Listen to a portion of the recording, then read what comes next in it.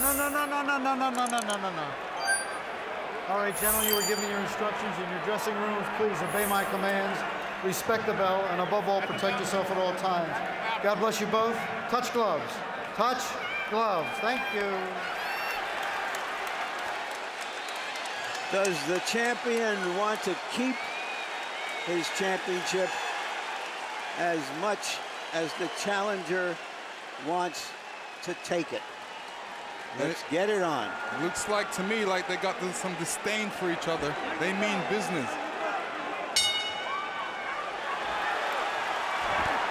Jermaine Taylor comes out with a big right hand over the top.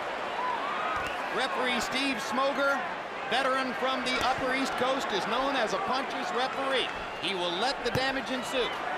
Kelly Pavick says he's going to throw 80 to 100 punches per round.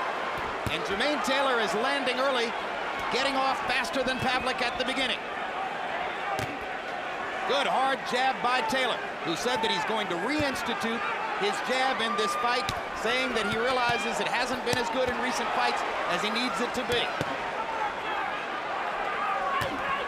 Taylor sticking his jab in, Pavick sticking his jab into Taylor's face now. Jermaine missing with a right hand over the top that was designed to do damage.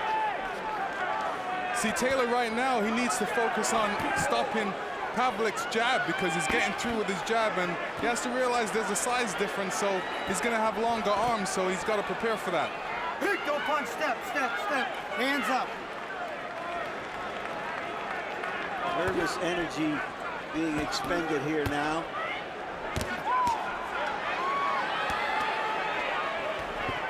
Pavick starting to get rolling after having gotten jumped a little bit in activity by Taylor at the start. Well, he said he wanted to be patient, Jim, but Taylor didn't give him a chance to be patient, although not many of Taylor's punches have actually landed flat. Pavick blocking some, but Taylor stuck a couple of left hands in. They trade in the center of the ring. They haven't really moved from the center of the right ring. hand, another one by Pavick. Pavick backing Taylor up with the two right hands. Taylor needs to give Pavick a lot more respect and keep his hands up, because this is where Pavick is dangerous, especially in the first rounds. You know, you have to give this guy respect and concentrate a little more on defense and not get hit by these little shots. Good left hook by Jermaine Taylor. His faster hands apparent, but he hasn't been able to back Pavick off. Good combination by Pavick. And a long right hand over the top. Yeah, Taylor's much too close to Pavick right now and should be more on his toes and not allow him to get across with these right hands. Definitely he needs to keep that left hand up and not get hit by right hand. But Lennox, he's not an on-your-toes fighter. He's a flat-footed fighter. He'll come forward or go backward. That's his game. Your trainers are going to ask them to box. Both guys want to fight. That's what's happening. Crowd begins to chant, Pavick, Pavick, Pavick. So far, Taylor has stood up to those clean right hands well. Well, if you notice, he's elected to move his head a bit more, which is much needed. Pavick had a big round for CompuBox numbers, landing 43 of 89. Taylor 26 out of 72. Harold Letterman agrees with Emmanuel Stewart that Pavick won the first round. They go back to trading in the center of the ring. Hard right hand by Taylor.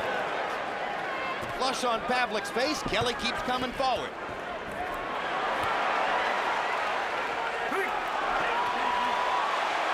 They broke themselves up.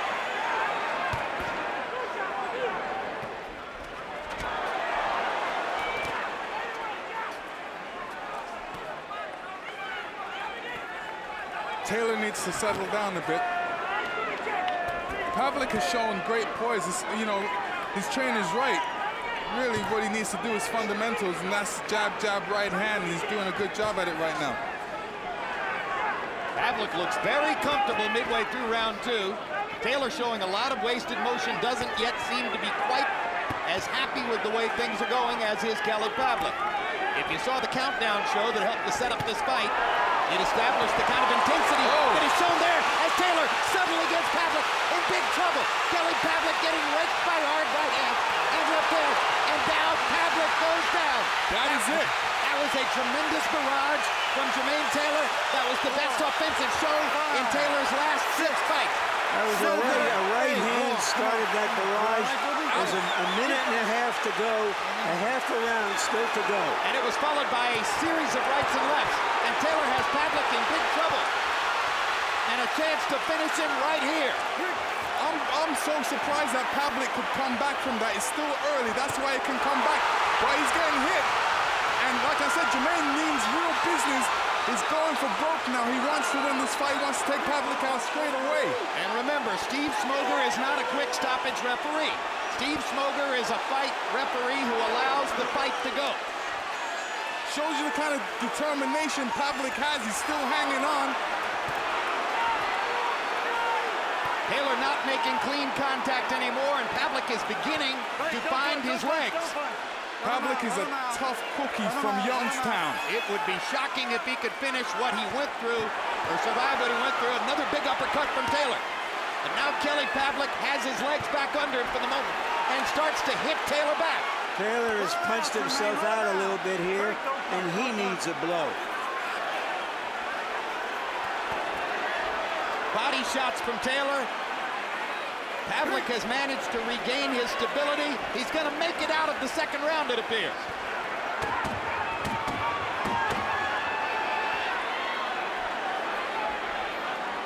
What an assault and what a survival. Last time Jermaine Taylor hurt somebody like that, it was Daniel Edouard in the fight that set up his title shot against Bernard Hopkins. Taylor landed 52 out of 75 punches in the round. Pavick 20 out of 47. Taylor landed 42 power shots. And if Kelly Pavick needed to learn respect for Jermaine Taylor's punching power, you would hope he has learned it now. And here comes Pavick with straight right hands again. He backs Taylor into the corner. What a fight.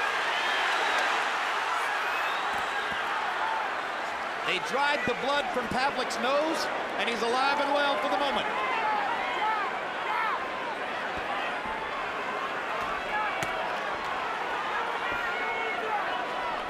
Jack Dempsey said that champions get up when they don't think they can.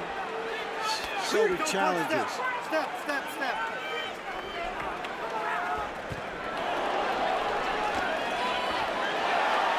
See, one punch Jermaine does very well is throw a right hand right over Pavick's jab, so Pavick can't be slow with that jab. He needs to get it out and back because Jermaine is definitely looking for that overhand right.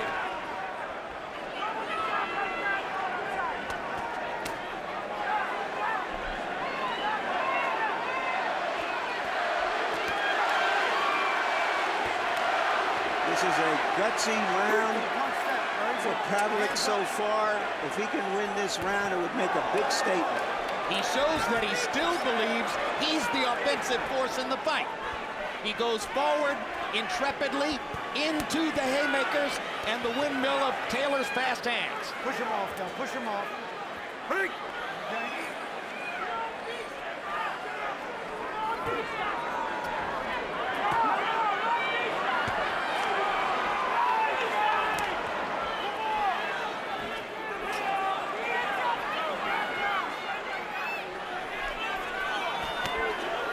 Hard right hand inside for Taylor.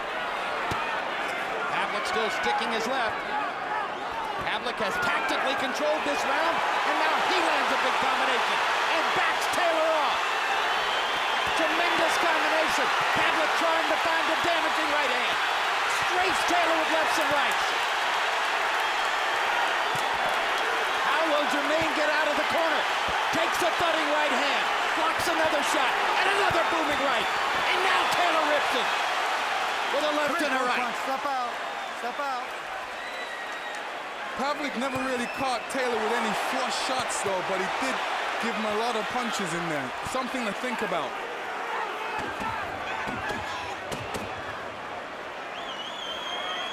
Gentlemen, we have a fight.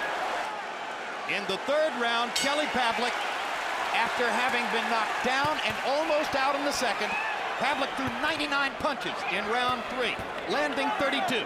Taylor was 21 out of 41, so very accurate for Taylor. But Pavick had the control of the round.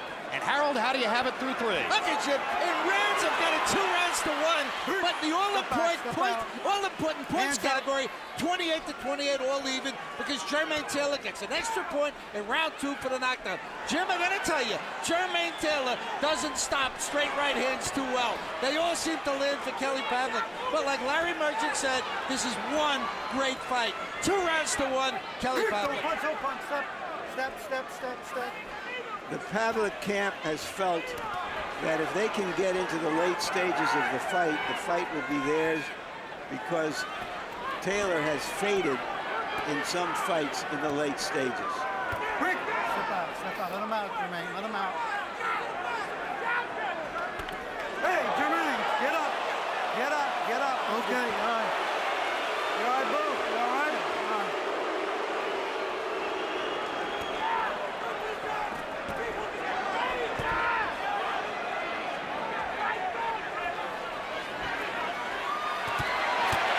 Once again, Taylor backs into a corner and Pavick takes advantage. Once again, Jermaine fights his way out. This time more quickly, listening to Emanuel Stewart, who told him, you can't stay back there in the corner. You've got to get out immediately. Taylor wanted a conventional fighter. Well, he's got one. But most of your best fighters are conventional fighters. Pavick was able to back up Miranda, but it looks like Taylor's stronger than Miranda. He can get out of these corners. And, you know, what Taylor should be doing should be taking 2 steps backwards and not even putting him back on the ropes. He should be taking a step to one of the sides and circle him. But Taylor fights better going backward than Miranda did, so that's not a problem for Taylor. Taking a step back and then a step back in. Hands up. Good 1-2 for Taylor. Neither fighter has been very liberal with body punching so far, but to the degree that either man has landed to the body, it's Kelly Pavick with chopping right hand. And there's another good right hand right down the barrel by Pavick. Misses with the left hook. Taylor comes back with a left and a right.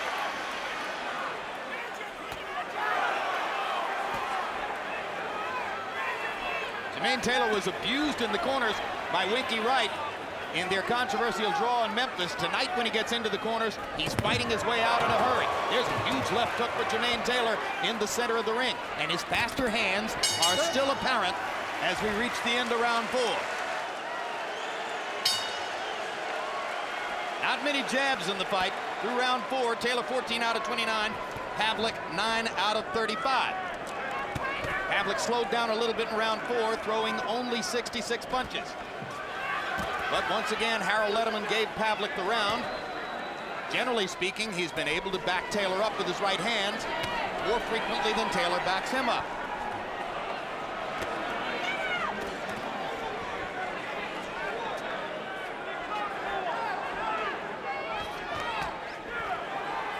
Both fighters seem to be scratching to find a new answer now, as they've sort of leveled out with all of the violent assaults that went through the first 3 rounds. A little bit more of a boxing match now than was the case early on, Lennox. Yeah, and that appears to be in Taylor's favor, isn't it, Lennox? Yeah, he's doing a great job counter-punching, and that's what he's looking to do. He's letting Kelly Pavick come at him, and he's looking to counter-punch either with the right hand or the left hook. So he's working off of what Pavick is doing, and he's watching Pavick's right hand, because he realized that's what Pavick has that's really dangerous, that he needs to be concerned about. Pavick gets caught over the top by a right hand by Taylor, but keeps going forward and presses Taylor with his own 1-2.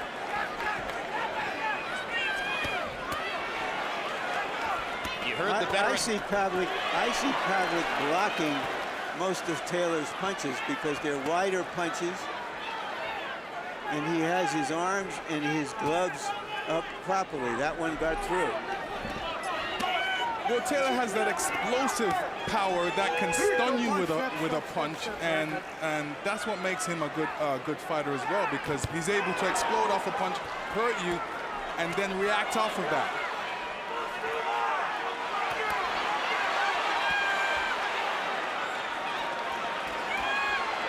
Emanuel Stewart has told Jermaine Taylor, watch out for Kelly Pavick's right hand.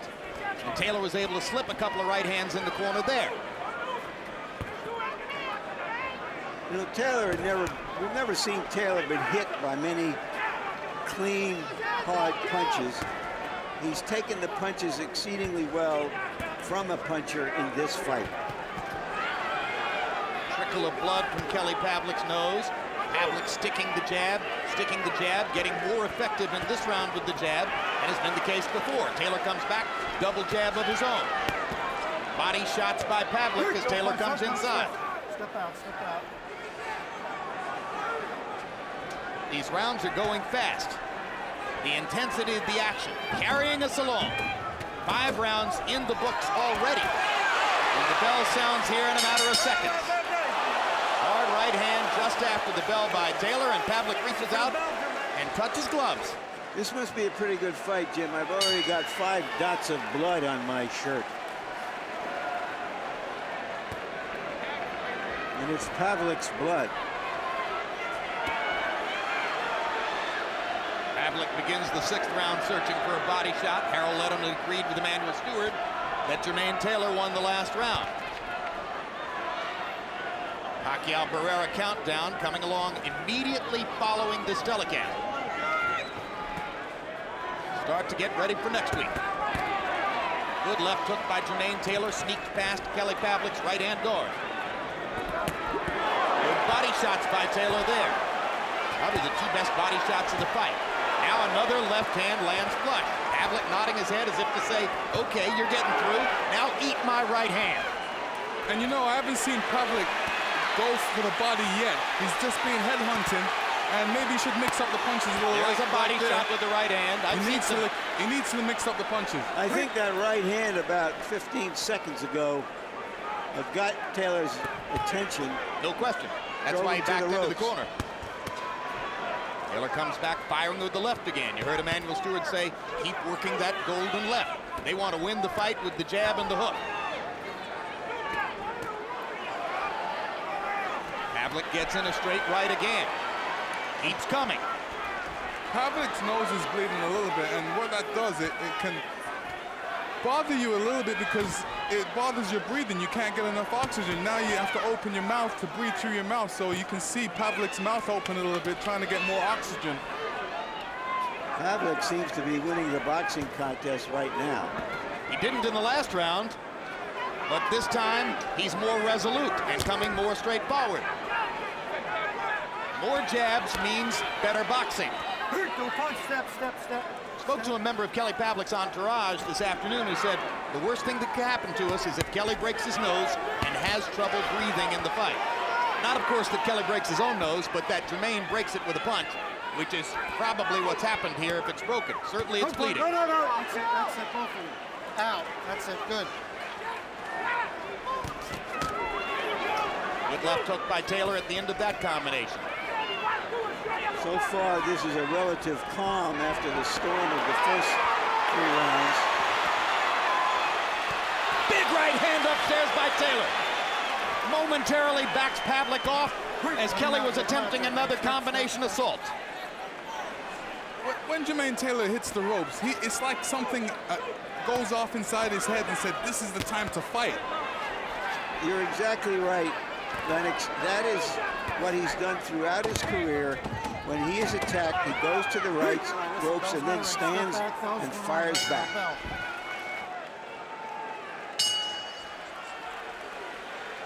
We are halfway through the scheduled 12-round fight. Average punches per round so far, Pavick 29 out of 74, Taylor 29 out of 59. Harold Letterman, how do you have it on the scorecard? It's 4 rounds to 2, 57, 56, Kelly Pavick. Jim, I tell you, I think that his aggressiveness is winning the fight. I mean, you know, moving forward, landing those good, straight, hard right hands. Jermaine Taylor, beautiful job of boxing to win round 5. He gets an extra point in round 2 for the knockdown. The fight is very, very close in points. 4 rounds to 2, Kelly Pavick. I have it 3 rounds apiece, which means a 1-point lead for Taylor.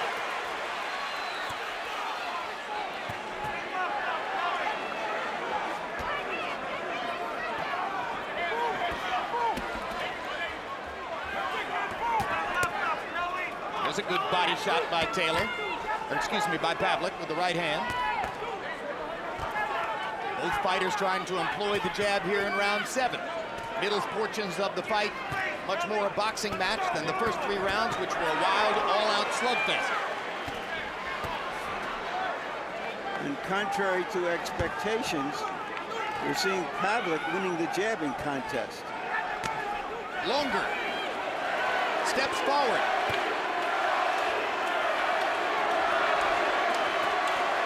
Body shot with the left hand by Pavick. Good 1-2 upstairs by Taylor. Immediately following. Another right hand by Pavick.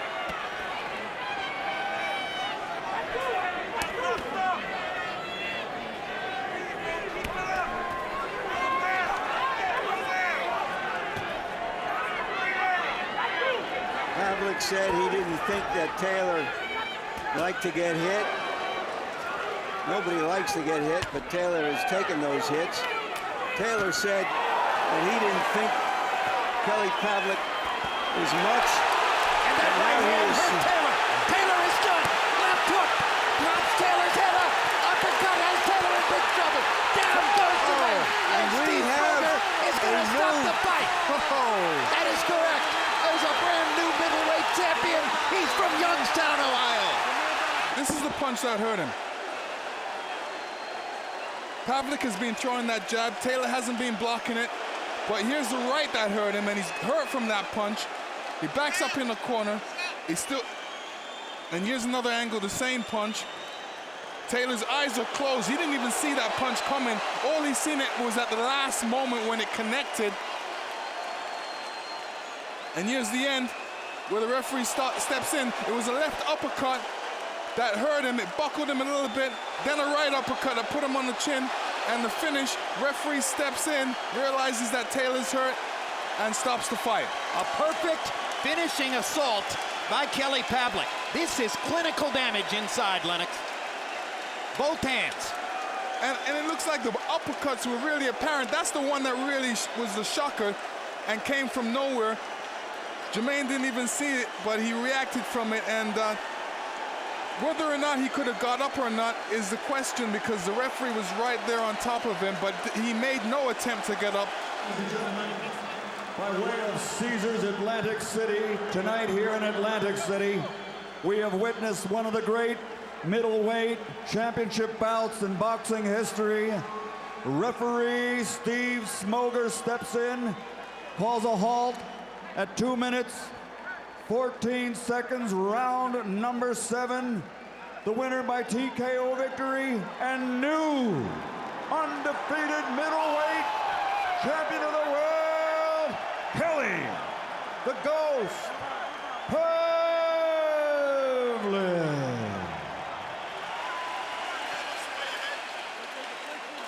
Pinpoint accuracy from Shakur Stevenson. Shakur Stevenson in Newark against Artem Harutyunyan. Seconds away from a signature win.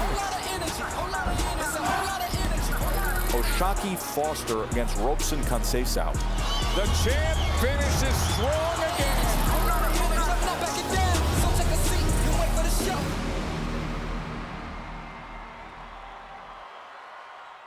Okay, gentlemen, you both received your pre-fight instructions in your dressing rooms. I expect a clean break at all times. Good luck to both of you. Let's touch gloves.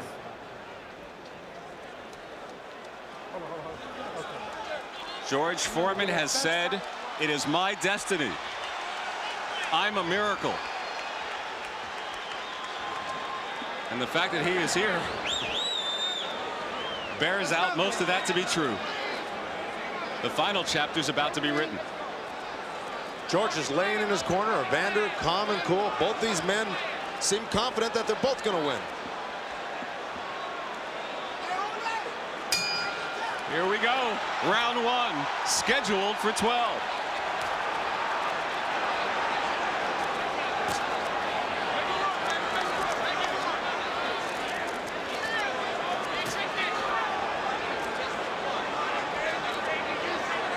Holyfield exploring with some jabs and working the body, and Foreman has yet to throw a punch.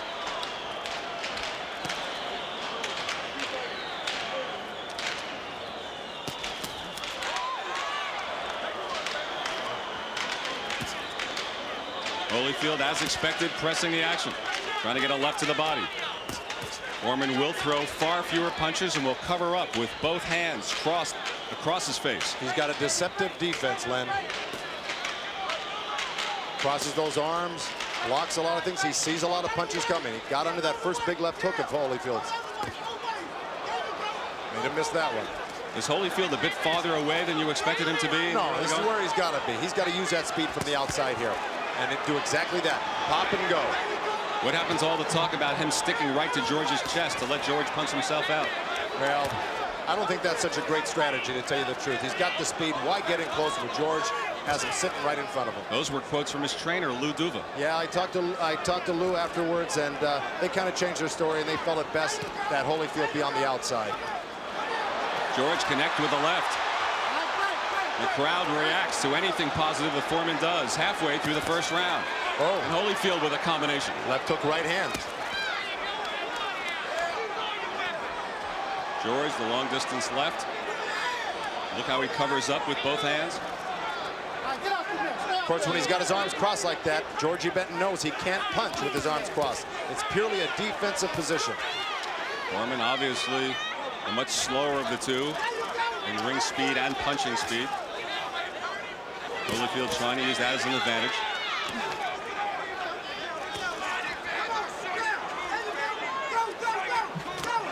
George with the looping right.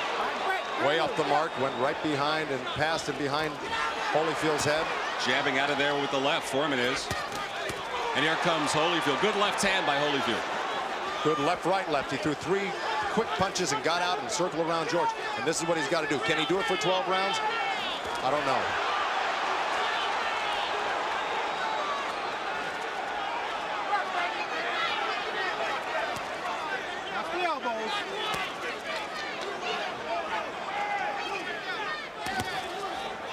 Holyfield pressing the action, which gives him the advantage when it comes to the scorecard if all else is even. Well, it's not a farce yet. 1 round complete. Holyfield sits, Foreman stands. Foreman never sits between rounds, says he doesn't practice that in sparring, so makes things go faster. So he stands, and they told him to try the left hook, Joe. They told Holyfield also to use that jab. When you do get inside, bit to the body, quick punches, let him go. So he said they didn't have to be hard, but let him loose and then get back out.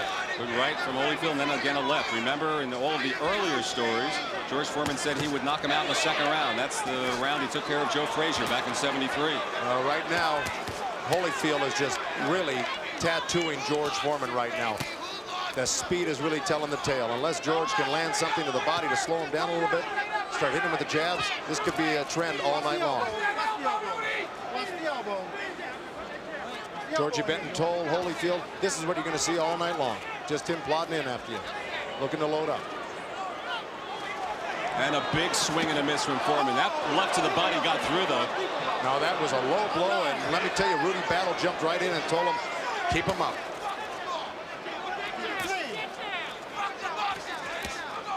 Rudy Battle immediately stopping him and telling him to get the punches up. And now Foreman comes on. During the rules meeting, there was a lot of discussion from the Holyfield camp about low blows and even some elbows thrown by Foreman. It's hard to tell what exactly is a low blow, though, with Foreman. With the high drugs. Watch your head, watch your head. He's going to pull halfway up to his chest, that's for sure. But right now, Holyfield is just dominating these first 2 rounds. Oh, and a nice counter right hand out of a crouch.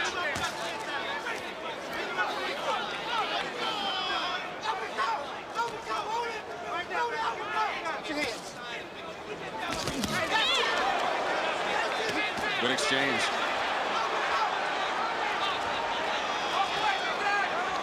And Holyfield effectively ducking and crouching. Flexibility paying off there. Looked like he ran into a little bit of a left hook. Oh! Foreman on the attack. You're not kidding. Holyfield looks a little stunned, a little weary. He came back with his own left hook. Overhand right from Foreman. Real wide, but 2 good body shots by Foreman. The crowd going nuts here, seeing Foreman score. The 42-year-old right now beating up the kid the 2nd round.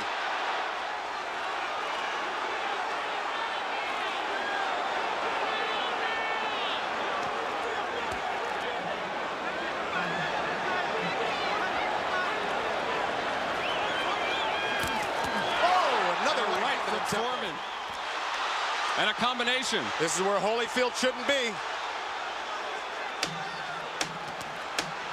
And a wild left by Holyfield. And Holyfield comes in now. That's his instinct, though, to fight back when he gets hit. He's proven that in all of his past fights. Dokes, Alex Stewart, and everyone else. And a little fighting after the bell.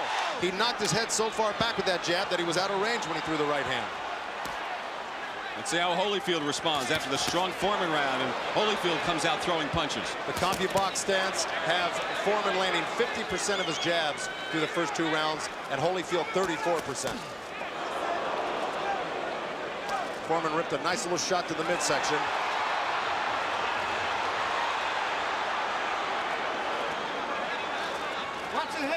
There's where Foreman pushed off with that forearm on the right hand.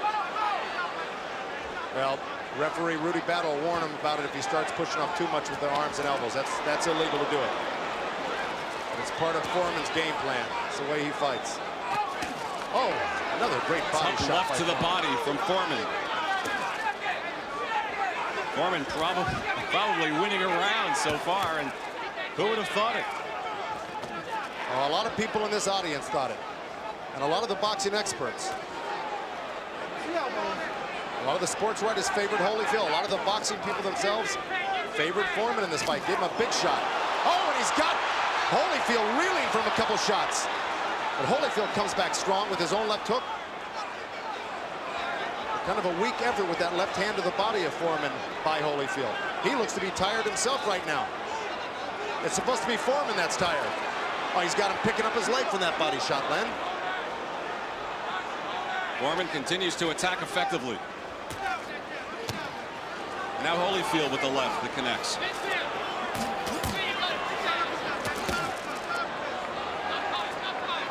You know, Holyfield's game plan was to stay away and box him, but this guy is almost, Foreman is almost impossible to get away from. For every step you take, he takes 2 in, he's right back on top of you. But he's got to stick to a boxing plan if he wants to win this fight. And Holyfield does land, but Foreman continues to just shrug off all the blows.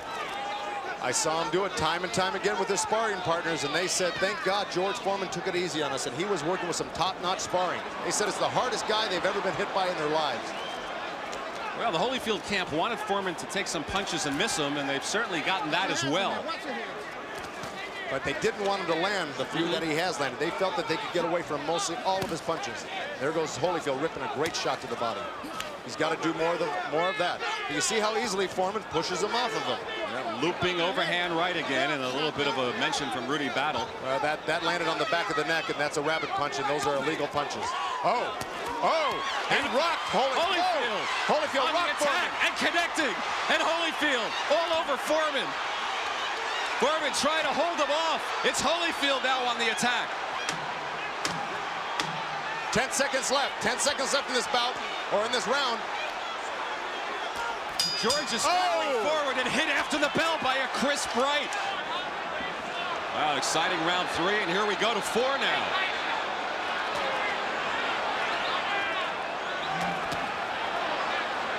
And Foreman sneaks in a left, and Holyfield counters as well, and Holyfield landing lefts.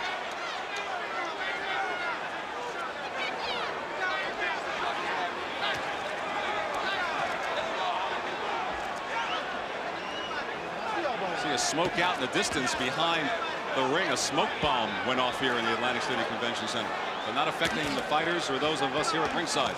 Not yet, but it's creeping its way over. Coming close. You can see it in the background on the monitor right there, Len.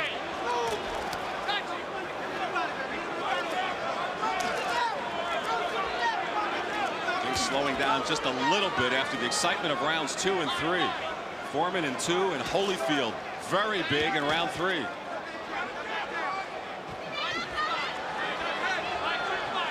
George is not being very accurate with that right hand. He's landing his jabs and a few left hooks. Tiring a little bit, Joe? Well, the way Holyfield just grabbed on him looked like he needed a little bit of a rest himself. But, you know, he recuperates quickly and comes back hard, just like that left hook to the body. Yeah, George is looking a little worse for the wear, but when you take punches like that, that takes a few rounds out of your stamina right off the get-go. George looks to me a little bit tired here, and most experts have said the longer it goes, the more it does favor Holyfield. Well, if he continues to take this type of barrage of punches in the next couple rounds, it's doubtful that Foreman's going to be able to keep up this pace. It was hard for him to do it when he was a young man. He's 42, 43 years old right now. It's going to be a tall order for Foreman if he doesn't land something himself. Another strong right from Evander Holyfield.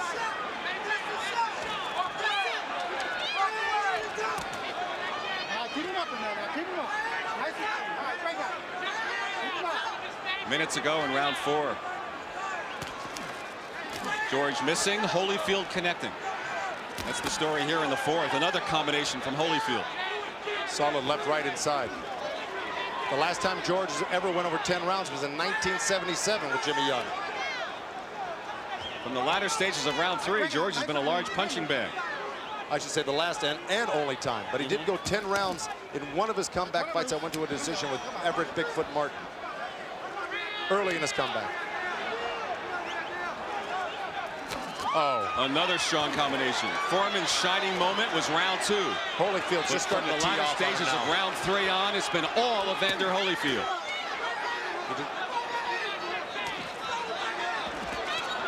George, a bit of a low punch in there as well with his flurry, trying to cover up. Final seconds of the 4th round, another strong one for the champion. But I was listening in on the Foreman's corner. Charlie Shipe said keep in a defensive posture until you get in close, then open up. Angelo Dundee told him not to reach with his punches, and that's what he's getting caught with his hands down reaching. And Foreman looks quite weary right now. Here we go in round 5. Last 2 strong ones for Evander Holyfield.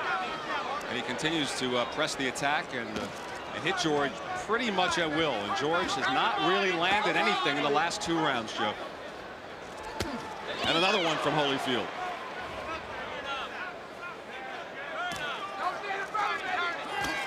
And another right-left from the champion. Left uppercut, right hand. It was grazing, but it still landed.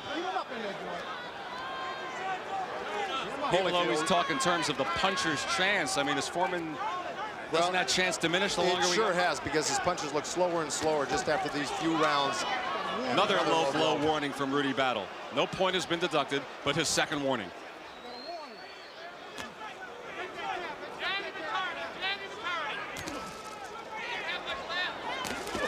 Well, he's fighting. Well, I'll tell you what, that left hook to the body of Holyfield doubled him up, made him pick his leg up, and you heard him grunt.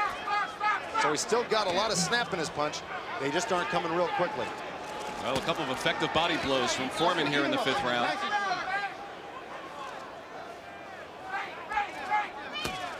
That's what he's got to do, George. He's got to hit that body to slow Holyfield down. He's got a lot of speed going for him right now. Another one of those lulls. I've noticed every so often the 5th round was critical for Holyfield when he got rocked by Alex Stewart. Sometimes Holyfield lulls, and this is the time of the fight he does that. Well, he's such a busy guy. He's on his toes. He's moving. For a big man, that's hard to do. That's how he takes his rest. He backs up for a minute. Right. Catches his composure, and then comes back to fight some more. He just took a 40-second timeout, Holyfield did, and he's come back.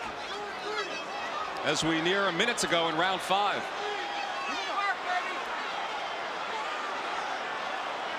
This is where Foreman's got to go to work here. When Holyfield's taking that rest, you're right. Holyfield gets another left in there. George missing with the left.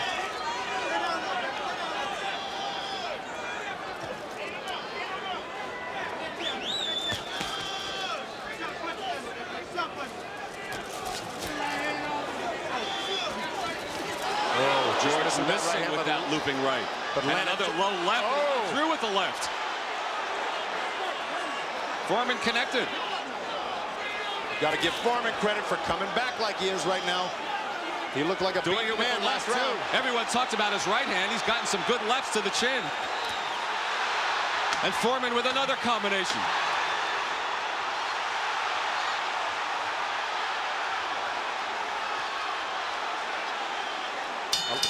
A lot of those glancing off of Holyfield. Davis camp kept saying, well, George telegraphs that right. Well, if he does, Holyfield didn't see it coming. George's response to that is, yes, I telegraph, but the message gets through. It did there. He was very short with his right hand the first few rounds, but going into the 6th round here, he's starting to land it as of the last round. Round 6. Well, this fight's turned out like a lot of people thought it would. It turned out to be a fight and not a one-sided affair. Oh, strong right from Holyfield. Countered Holyfield's jab, countered Foreman's jab perfectly. And a left from Holyfield. Then went back down to the body. And Foreman comes back. Back and forth action here. And a left from Holyfield. That right hand down again from Foreman. There it is again. He's got to get that right hand up next to his face. He's got to block that. Pushes it up with the elbow. He tries to deflect it off. Right, but it's not working for him. Holyfield slipping that left hook in right over the low glove of George Foreman. And Holyfield covering up here. Well, he's got to be dejecting Holyfield. He's hitting Foreman with everything in the book, and he's still coming. And you know, Holyfield's strategy has worked. George has thrown a lot of punches here. But it hasn't worked to the effect that he wanted it to. But you notice in the CompuBox statistics, Foreman and Holyfield throw about the same amount of punches per round and jabs per round.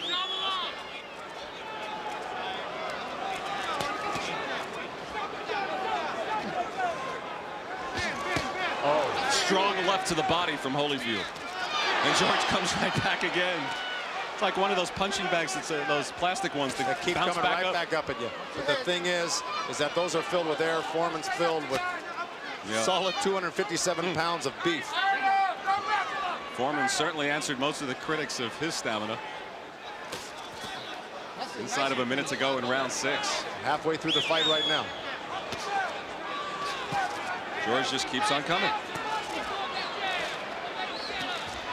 And a left-hand jab from Foreman.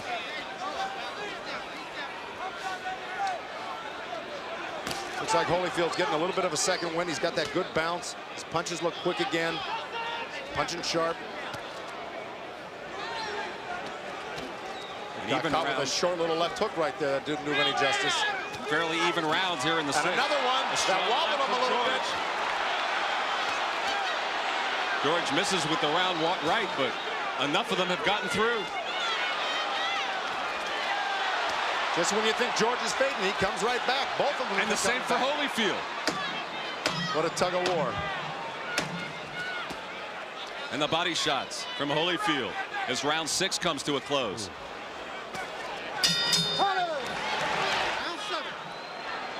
Round 7 as we start the second half of this 12-round fight. And again, Charlie Shipes reiterating to George Foreman. He says, keeping that defensive shell till you get inside, then go to work. You saw Foreman just reaching there and almost paid the price. Oh! I think he just knocked him off balance. I don't know if he hurt him. But his legs look unsteady right now. Holyfield looking a little wobbly. And the crowd reacting to everything that Foreman does positively. Oh! More punches from Foreman, and Holyfield absorbs it in the middle of the ring. And Foreman on the attack in the 7th round. But watch him come back. Holyfield taking that little bit of a rest we talked about. And let's see if he gathers himself and comes back. You could see he was poising himself to come back with a few hard shots, catching George with his hands down. Holyfield has done it time and again against Michael Dokes and Alex Stewart. He'll take it, and all of a sudden he comes on. Right, and he's making George waste a lot of punches. Instead of clinching, he's blocking punches. He's letting George throw punches and miss them. A lot of bouncing off the gloves of Holyfield as he lands. And now Holyfield coming on, and a strong left from Holyfield against Foreman. And a right, and Holyfield landing inside. What punch after another. He's got Foreman wobbly. But George still standing. George blocking a lot of those himself, a lot landing. What an amazing man this guy is. What an amazing person. Wow. And what a round. Oh, and Foreman comes back. Right hand on Holyfield's head. This may be the round they talk about in years to come for both men. Coming back with and Foreman coming back at Holyfield.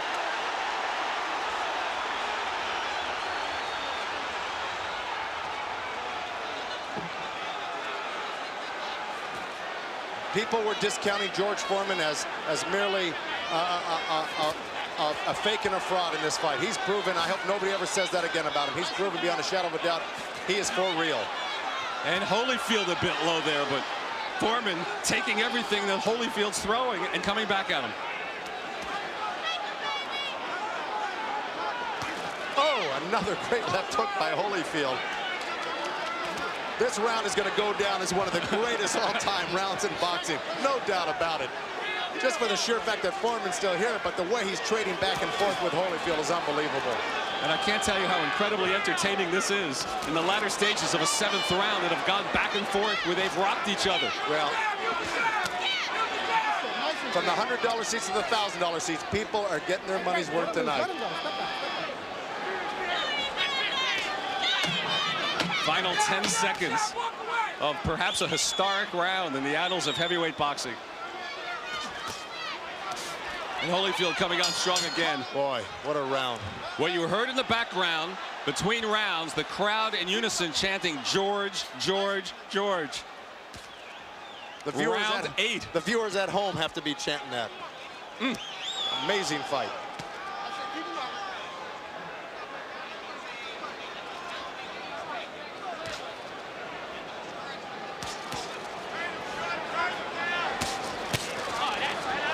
Holyfield really has fought a brilliant fight tonight, considering how well-conditioned Foreman is. If Foreman wasn't in such great shape, you could dismiss it as just another...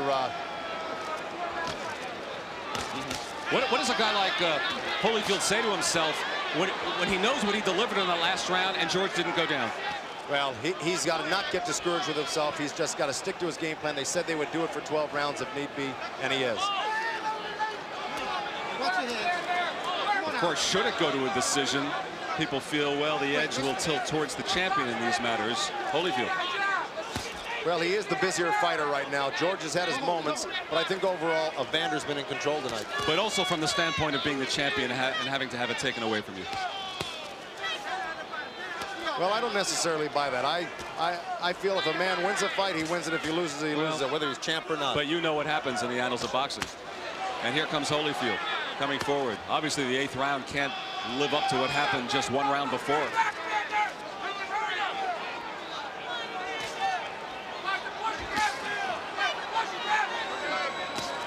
And a left from Holyfield.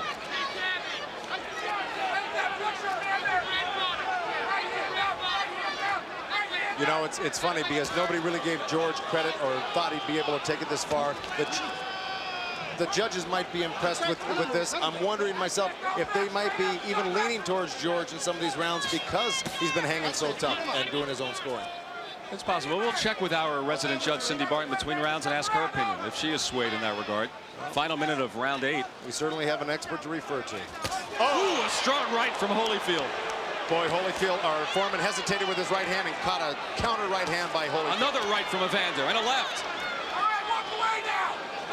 Holyfield has to be asking himself, what do I have to do? Well, George has abandoned that jab. When Holyfield backs off him, he should be putting that jab out and trying to score something.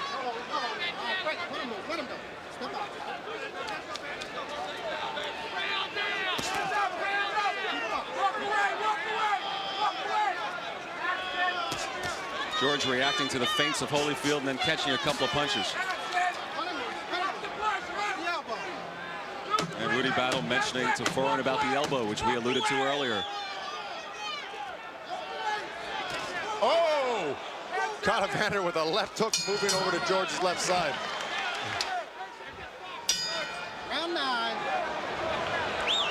The rarefied air of round 9 in the Foreman-Holyfield fight. Pernell Whitaker and Mark Breland behind us yelling to Evander Holyfield, it's a 4-round fight. It's a 4-round fight, meaning he's only got 4 left. And Holyfield has come out landing at the beginning of the 9th. That 7th was really something. Without this count, what Foreman did in round 2. There's no question that Evander Holyfield has got one of the best chins in boxing. Quick left, crowd reacted as Holyfield went back. And here comes Foreman in on the ropes. And Holyfield hangs on, taking a brief respite. George going back to that jab, which he needs to do if he wants to get back into this fight big time. Or if he wants to win it, he's got to get busier.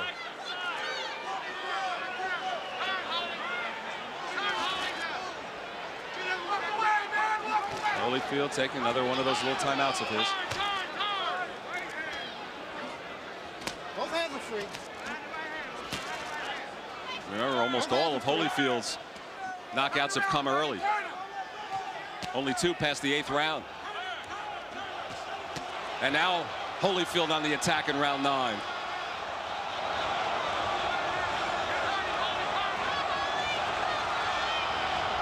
George trying to corner him, can't do it. Holyfield moves away.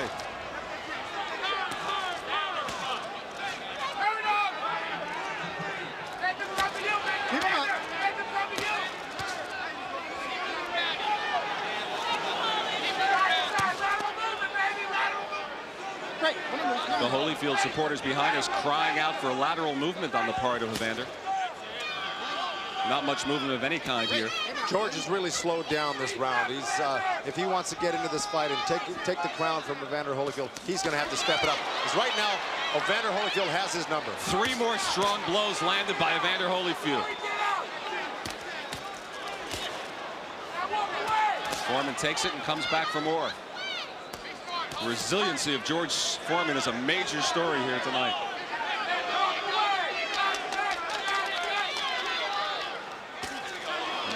Holyfield lands another right. He went on punches landed. There would be no contest. It's amazing, really, that both fighters aren't more marked up around the eyes and absolutely mouth, because they've both taken some tremendous heavyweight shots. Well, he made and another, you know, it's the 3rd time that Rudy Battle says something to Foreman about the low blows. Well, they're borderline. They aren't real flagrant low blows, so he's warning them instead of taking a point. Another quick combination from Holyfield. Too close. Right hand rock Foreman. He's out on Foreman right now. In trouble. Foreman, you cannot be saved by the bell. And Holyfield is all over Foreman. There's the bell, and Foreman stands and walks back to his corner. During that timeout, Foreman went over and potentially talked to Angelo Dundee. And here comes George one more time to start the 10th round, well, after nearly being knocked out at the end of round 9. He looks like he's on weak legs right now, but he's determined to stay in this fight and not get knocked out. It's evident.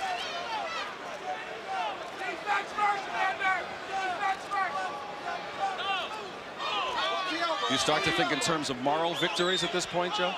Well, at this point, yes, definitely for George Foreman. Nobody ever gave him this much credit that he did to be able to come this far with the punishment he's taken. Timeout called. I think they want to wrap Evander. Well, put some tape on here. There's tape on the left glove that's loose of Evander Holyfield.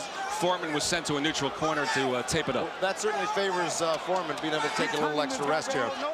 But the thing is that they're taking this timeout for about 1.5 inches of tape hanging off the glove, and they're concerned with that. And here Holyfield's taking all sorts of, or Foreman's taking all sorts of punches. The clock is supposed to stop when that happens. Foreman continues to fight. And Holyfield continues to land. Holyfield's hand speed has really been the difference in this fight. And another left from Holyfield, and 2 more. And you see Holyfield on fresh legs, still dancing. And George with that plodding style, and weakened a bit at the end of the 9th.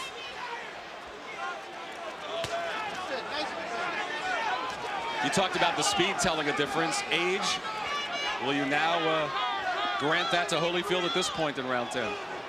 Well, you know, George Foreman had a lot more bounce and a lot more speed 10 years ago. The age has obviously caught up with him, but still, he's got enough to hang tough to the undisputed champ of the world. Oh, another. And they trade punches. Punch for punch. And Holyfield landed a strong right at the end of that flurry. And Foreman lands a combination. He landed a strict 1-2, but it looks like it's going to take more than a couple shots to hurt Holyfield. Throughout this fight, George has landed 1 or 2 at a time. It's going to take more than that. And the crowd comes alive as George landed a few as the 2 of them wrestle in center ring. And Holyfield lands some more.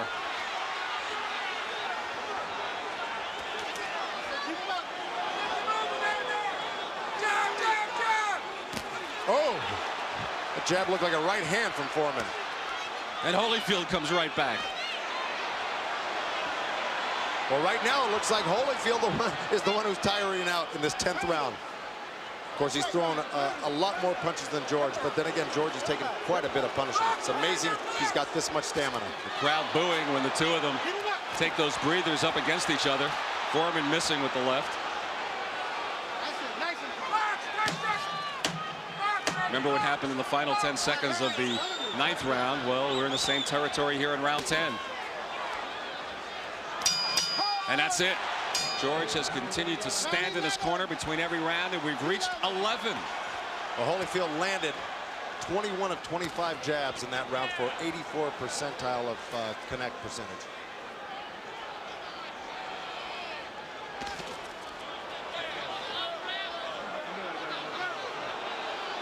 And now he is deducting 1 point for the low blow.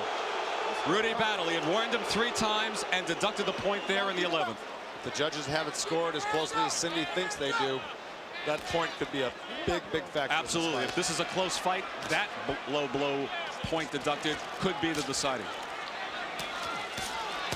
There's that counter right hand off of Foreman's right hand.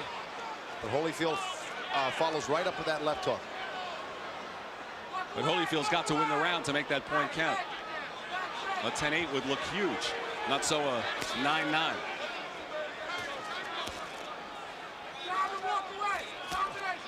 We've had no knockdowns.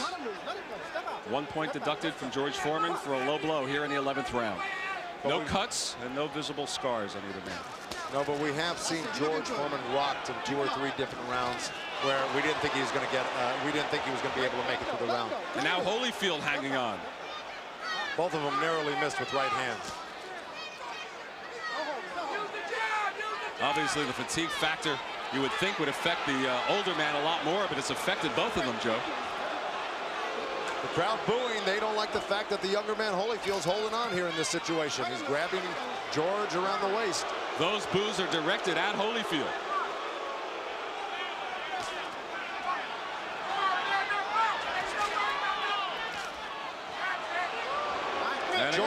George is really unable to pull the trigger. He gets close enough. He sees what he wants to do. He just can't pull the trigger on his punches right now.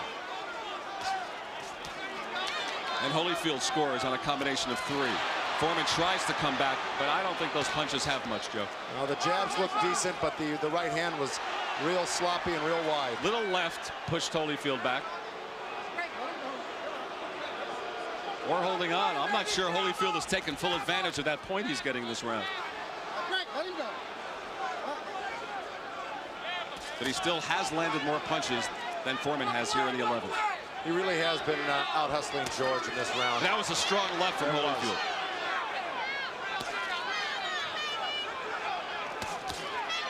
George trying to cover up, and Holyfield landed. And another strong right and a left from Holyfield. And one to the body from Holyfield. Another strong right from the champion.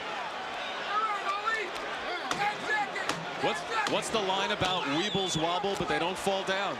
Well, let me tell you something right now. George Foreman is coming back with his own body shots after taking those dynamite right hands to the head. Unbelievable.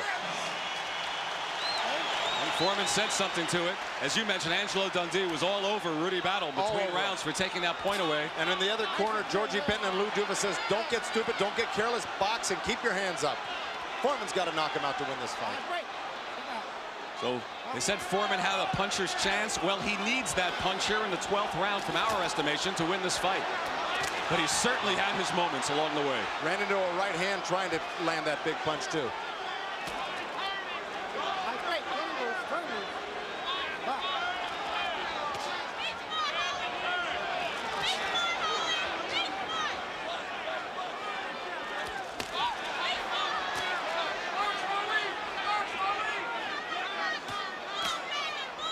Holyfield basically has to stay away from one big bomb, but he lands a right.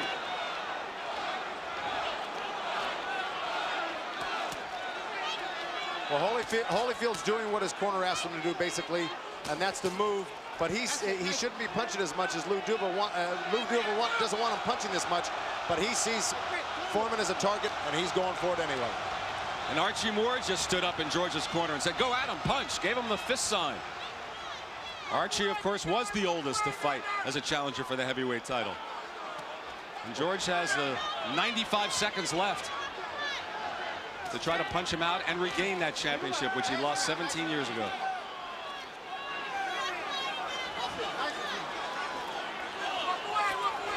Holyfield stuck to his game plan that Georgie Benton and Lou Duva laid out for him, and he's done it quite well. Boxed and circled, kept George off balance, and stayed away from those big bombs. If it goes to a decision and if Holyfield wins it to retain the title, I still marvel at what George Foreman was able to accomplish here tonight. Inside of a minute. Doesn't look like George can muster that last punch. And Holyfield comes on strong with a combination. And George still takes it. He's got a minute left. Minute left to prove that he can still pack that punch in and win this heavyweight title. But it looks like a pretty futile effort. And Holyfield again hanging on. He has been through a battle. And Holyfield doesn't want to let go. And Rudy battles. Battle could take a point away. Pushes him away. And after that rest, Holyfield tries to come on. A timeout in the middle of the 12th round staged there by Holyfield with 15 seconds to go in the fight. That's it. Both hands are free.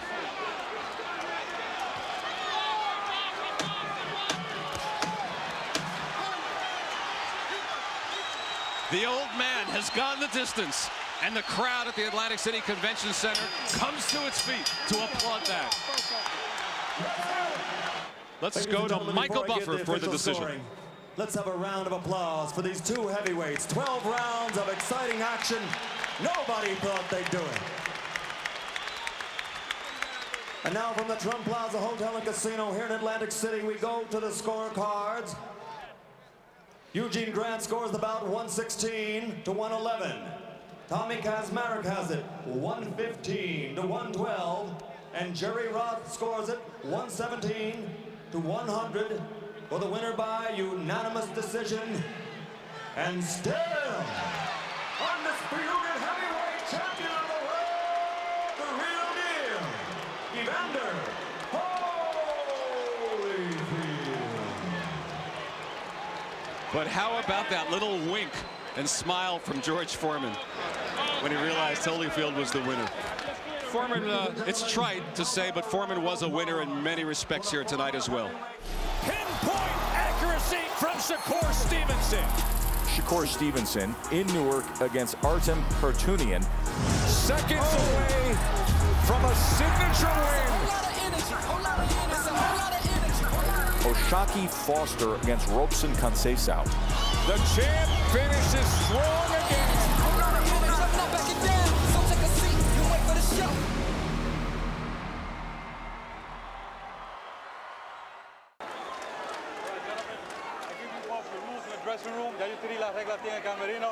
When I say break, give me a clean break. When you go break, me don't bring limpio, okay? Ya saben, le la regla dentro, o siempre escucha mi commands, okay? Give me check hands out, good luck. Come on, come on, come on, come on. Hey, come on, I ran. Come on, come on, shake hands. Come on, let's shake hands. Let's go, let's go. All right, let's go. And so the stage is set. It's not a seat to be had in this convention hall, and everybody pumped up to see that man, Roberto Duran, try and win his 4th title, and to see if Iran, the Blade Barkley, can defend his WBC crown the first time. And Gil, we expect Barkley to be very aggressive early, and it looks like he is. And Roberto Duran is going to have to make Barkley miss and counter, and move to the side the way he just did then. In and out, throw his combinations and get out of there. That may be easier said than done. Iran Barkley at 28 has never been thought of as a great ring technician, but he probably has better skills than people are willing to give him credit for. He certainly has power, and that's what he hopes will be useful to him tonight against Duran, a man who, after all, still is coming up from 135 pounds when he started. 2 good left hooks by Barkley. And you have to remember, Al, that the Roberto Duran hands of stone has never shown that much power as a middleweight up to this point.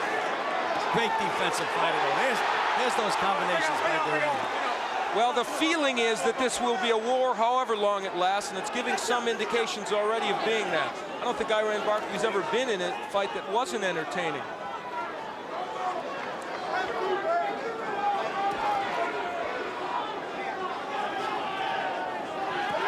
Barkley using the jab, and there's that left hook to the body. He has got a good left hook downstairs. There's that counter by Roberto Duran. Make the other guy miss and counter. And you know, Al, they say there's so much bad blood between these two guys.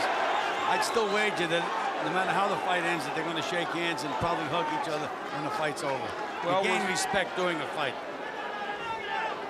I'm not so sure I agree with you on that. Maybe that will happen, but we'll see. Well, let's wait and see. All right. Iran Barkley, of course, we've chronicled how he feels his friend Davey Moore took the beating at the hands of Duran. In that fight, Duran thumbed Moore. There were a lot of illegal tactics. Nice move by Barkley that time. Iran showing us a couple of things in his first round that people don't always give him credit for. An excellent jab, and as you say, some good movement as well. And he's going to the body. You said earlier today when we were talking, you thought Iran Barkley should test the body of Duran, and he's starting to do that. Well, as I said, if I was training Iran Barkley, he'd be throwing punches at nothing but that body. The head would take care of itself, because Roberto was too slick, just too slick to hit on the head. Duran lands the right, is knocked off balance. Whether he was hurt, we don't know. It's a 20-foot ring, but they're not using much of it.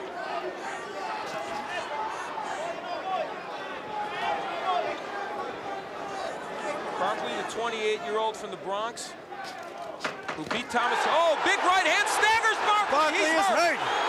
He is hurt, no question about that.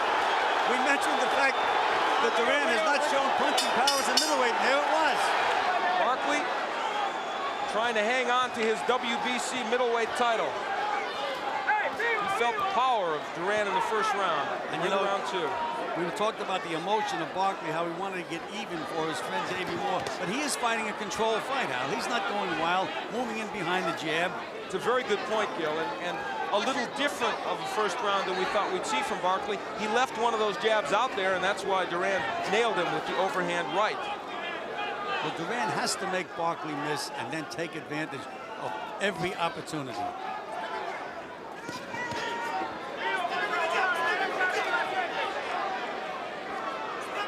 Since Duran lost to Sugar Ray Leonard in 1980, his total record is 12-7, so he has not been real effective in a lot of big title matches in recent years. But he's off to a good start in this one.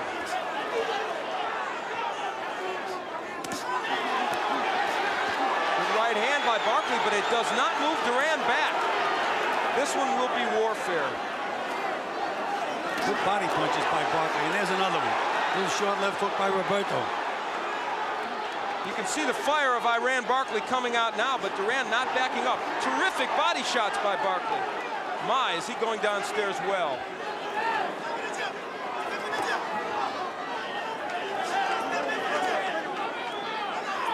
Halfway through round two, and this fight is all that it was billed as. Duran going downstairs.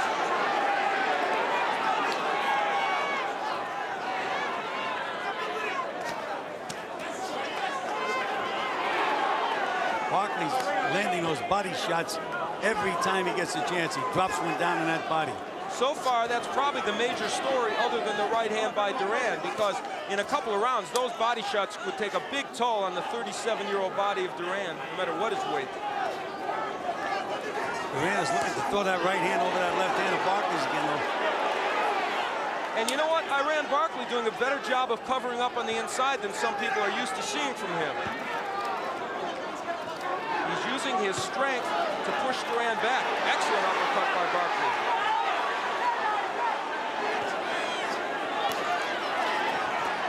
Overhand right, but the left hook gets there by Duran. And a right hand by Roberto. Took a lot of body punishment this round, though, Al. It's been a good round for Barkley to this point, though Duran is landing his share also right now. Barkley slips the right hand. Duran's mouth is now wide open. It's only the second round now. It is scheduled for 12, but at this pace, could it go that long? Joe Cortez looking very carefully in to make sure. Well, that'll do it for round two. Right now, it's only him, though, against Duran as we head into the third.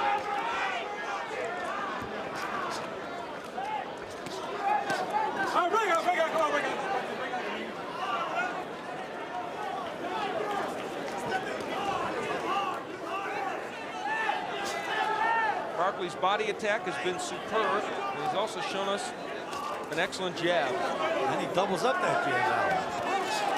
Well, in vogue to denigrate the boxing skills of Iran Barkley. He talked mostly about his power and his courage, but he's showing us more of the boxing skills tonight. And you can also watch Barkley do a stutter step with his feet. He's feinting with his feet. There's that right hand again. But Barkley answered with a good short left. Barkley's been on the mat before. Michael Lajide had him there.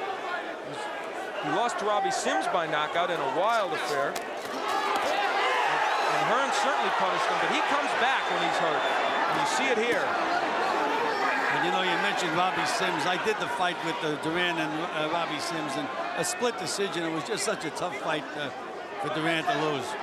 Interestingly, that is their common opponent, and they both lost to Robbie Sims, even though Robbie has never found his way to a world title. You know, I just detected something, and they shouted to Barkley from his corner, watch the right hand, because I could see Roberto trying to set him up, lull him to sleep, and then drop that right hand over his jab. We're halfway through round 3, a round in which the pace has slowed just a bit, but not much. And it needed to, for both fighters' sakes.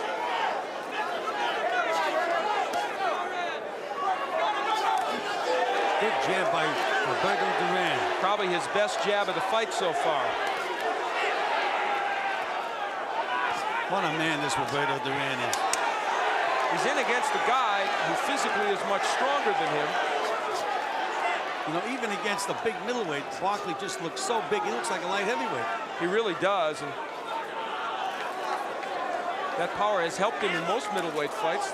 Master boxer Sambu Kalambai thwarted his efforts to win a title before.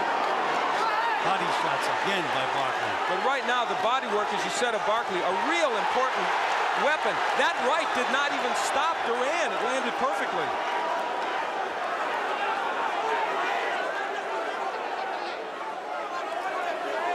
The real power of Barkley is probably in his left hook, although Tommy Hearns was nailed with a big right.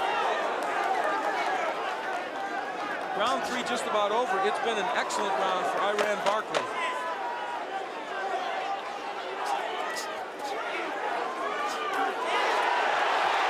Counter right over a lazy jab by Barkley, but he smiles at Roberto Duran. Some gamesmanship from the champion from South Bronx.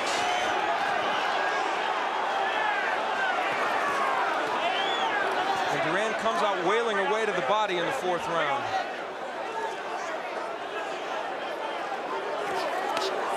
Good hook by Barkley.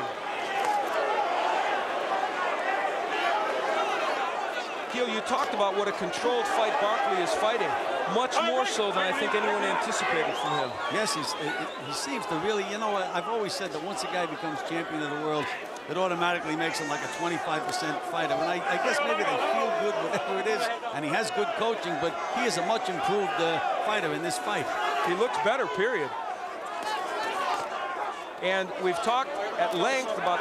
low blow. Very low.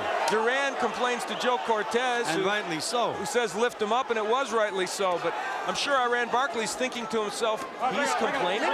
Duran, the master of some extracurricular activities.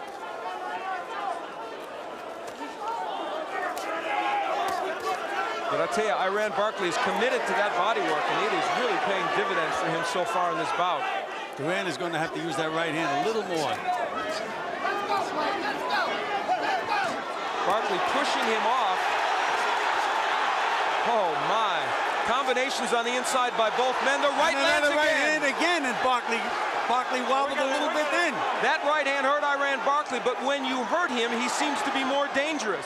It's been his track record. What a war. Uppercut on the inside by Barkley.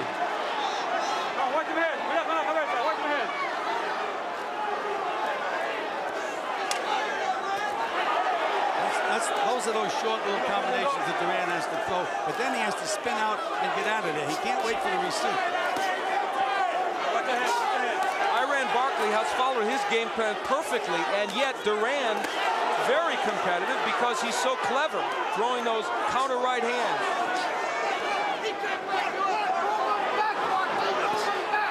We talked about the cuts, nothing like that developing over the eyes of Iran Barkley. He's got to be very heartened by that at this point. Well, I wouldn't like to see either fighter get cut, Al. No, and it's very good because there was the concern over Barkley cutting. Al, this could be the round. It could be the big turning point in the fight because they're just staying there. Mano a mano, I guess. Huh? Oh, what a right by Duran. They are both landing big shots. Who will go? Duran is now stunned.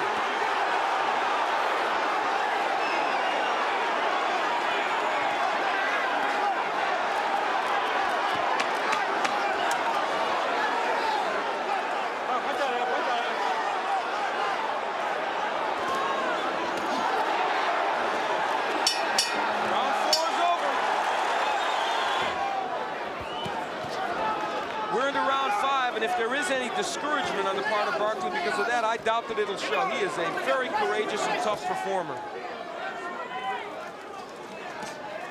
It's been 4 rounds of non-stop action. Remember, Duran landed a big right in the second that seemed to hurt Barkley. Barkley did great body work in the first and the third and in the fourth, but Duran came back with some good shots toward the end of that 4th round. Well, that was a tough round to score, Al. Was it ever? You really had to be alert because Duran landed some beautiful short combinations. But meanwhile, Barkley worked the entire 3 minutes. Early in the round, Barkley very effective, and then perhaps in the last minute, Duran with the edge. Scheduled for 12 for the WBC Middleweight Championship that now rests with Iran Barkley. Duran seeking his 4th world title.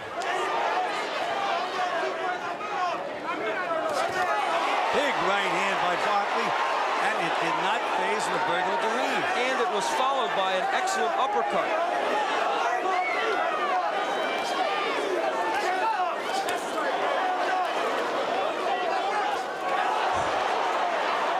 Iran Barkley is landing major league punches, and Duran's going nowhere. And now Duran countering well. 2 solid right hands by Duran. You know, this fight may wind up being who's the better catcher, not who's the better pitcher. They're both pitching and they're both catching. Great body shot by Barkley. A strong jab by Iran Barkley. Everything's landing now, just about. That's the difference between Duran now and maybe 8 years ago. He never would have been hit with this many punches, but he's taking them. You see the sneer from Duran. I just don't believe this man. It's astonishing he's taking these punches from Barkley because, let me tell you folks, Iran Barkley is a good middleweight puncher. No, he's an excellent middleweight puncher.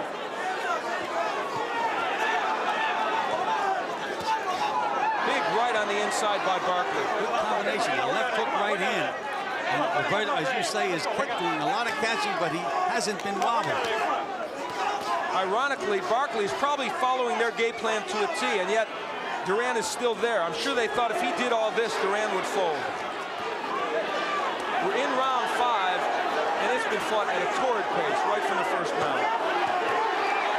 Duran going to the body. As we conclude round 5, again, the crowd picks up the chant of Duran's name. Big right by Duran.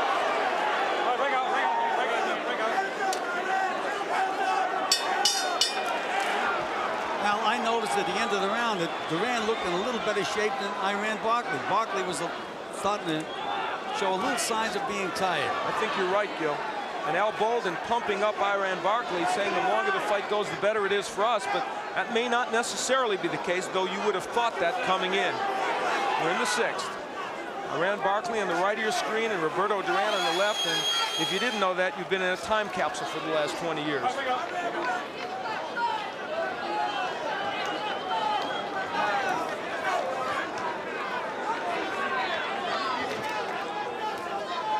It's likely that Barkley is ahead on the scoring. I would think he is, and yet Roberto Duran's had some very fine moments in this bout. But you see, what Barkley's been doing is working the entire 3 minutes, and Roberto is throwing beautiful, showy combinations, but not enough of them, in my opinion. The judges, we might remind you, Tommy Kazmarek from the U.S., Giuseppe Ferrari from Italy, and Dave Brown from Canada. Barkley works and works.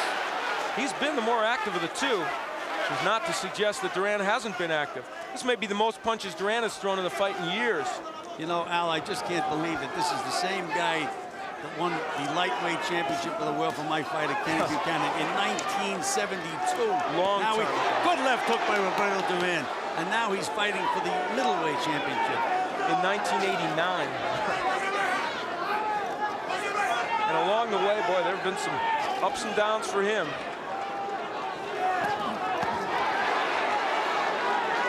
And of course, he fluctuates in weight so badly. Back in October, Roberto Duran may have weighed as much as 190 pounds. And look at him now, he's 156, obviously in great fighting shape, and battling on fairly even terms with Barkley. You know, I talked to him right after his fight with marvelous Marvin Hagler, and it was a very, very close fight after 12 rounds. And he told me, he says, I just got tired in those last couple of rounds. And the same thing happened to him with Robbie Sims.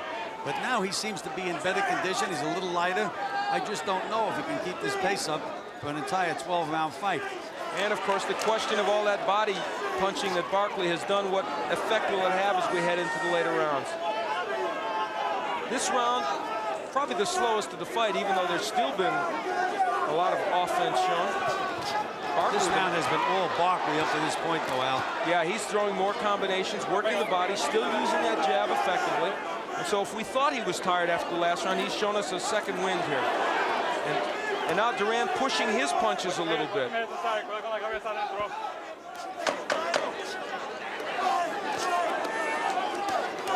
Barkley digging to the body as he has been throughout this bout. That'll do it for round 6. Iran Barkley comes out for round 7. You see the substance over his left eye. There looked like maybe there was a minor cut there, but it hasn't developed into anything. And Ed Aliano, who of course is known as one of the best cut men in the business, Percy Richardson, one of the other great cut men also here tonight, working with some of the Olympians. He did a good job of closing it. Round 7 action. Set for 12, the WBC middleweight championship. The champion Iran Barkley ripping. Good left hook by Roberto Duran. Duran landing on the inside, so is Barkley. And if they took a little time off in the 6th, although Barkley certainly didn't, Duran came out hard here in the 7th. Could this be his last stand in this bout? He's so smart, though, inside. Barkley just fires, but Duran knows what he's doing. He moves around. What a hook by Barkley. And a good right hand by Duran.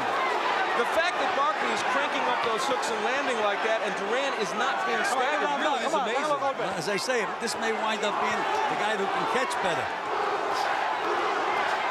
The crowd starts to chant again. Even if it's not a home crowd for Duran when it starts, like Ali and some of the other greats like Sugar Ray Leonard, it always ends up being a home crowd for him. Barkley using the uppercut, that's been a real good weapon for him. Duran slipped 6 consecutive punches that time. Just what beautiful boxing. He's a master of defense. That's always been one of his trademarks. Excellent right hand. That one stunned Barkley, I think. Barkley answered with a vicious left hook to the body, and Duran came back. He's nailing Barkley with some big punches now, Al. What an uppercut by Barkley after Duran hit him with big shots. Nothing is phasing Roberto Duran. What a double left hook by Barkley. Duran holding on. He's hurt, Al. First time in a fight, he's really hurt. Can he weather this storm? Duran is hurt. He was hurt with 2 left hooks.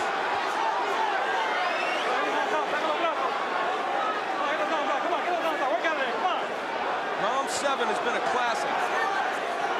Just about every round in this fight has been a classic. That's true. Crowd trying to pump up Duran. How much is left in that 37-year-old body? That's what Iran Barkley's wondering.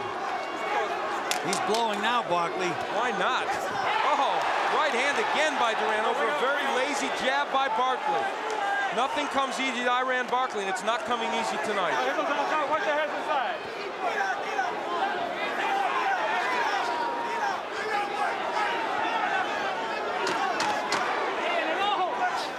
Right misses by Barkley.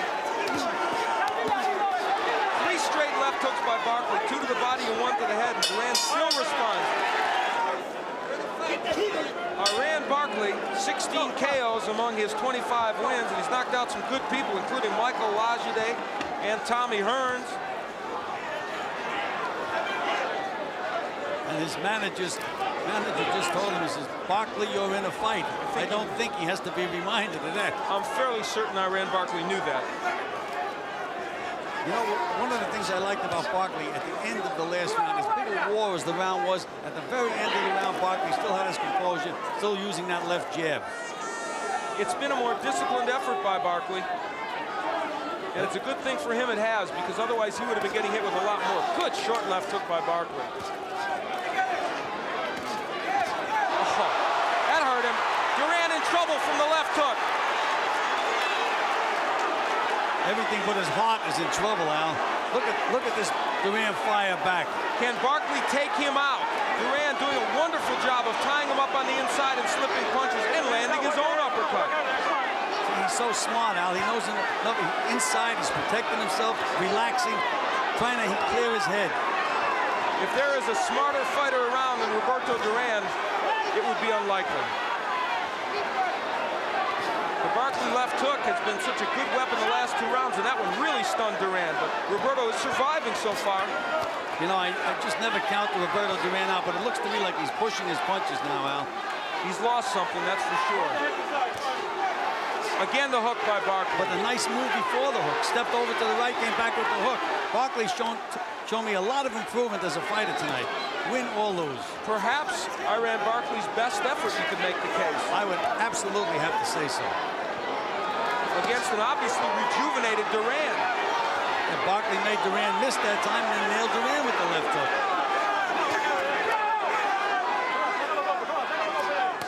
Good body work by Barkley. He is remembering his game plan. Keeping his poise and still doing the things that have made him effective in this bout. Then a little step over to the right now. There it is again by Barkley. Getting an angle on Roberto. Big right by Barkley, but Duran lands his own right. Round 8 action. Action is the operative word. Duran just will not stop. Those short little punches are very, very effective inside. Under a half minute left to go in the 8th round, a round in which Duran was hurt early and has survived. Duran is starting to push his punches a little bit now, but they are landing. Again, the body work by Barkley. An uppercut. He's shown us almost every punch in his arsenal tonight. And still, Duran will not fall. Let's go, come on. Let's go, come on. Barkley suffered a little bit of a cut over the left eye. He's got some swelling under the left eye, but it hasn't been a major factor. A couple more punches and that eye's going to close, though, Al. And if he blows his nose, for sure it'll close. Remember, Iran Barkley, who has a propensity to cut, suffered cuts over both eyes in winning the title against Tommy Hearns, and I saw him against Jorge Amparo. He was a bloody mess in that one. Barkley's starting to dance now a little bit. I think he's trying to coast through around. There's that little dance step. And he's painting with his feet. He has a right to. He's probably far ahead, wouldn't you agree? Well, yes, I would have to say that this is a tough fight, and it's a fight that you have to watch because anything can happen. But point-wise, I have Barkley comfortably ahead. Will the reputation of Roberto Duran mean anything to the judges, though? A question to be asked. That's what gave me gray hair when I was managing and training fighters. It's not supposed to mean anything, you know? But then remember, the judge had Sugar Leonard 7 points ahead against Hagler at the end of that fight.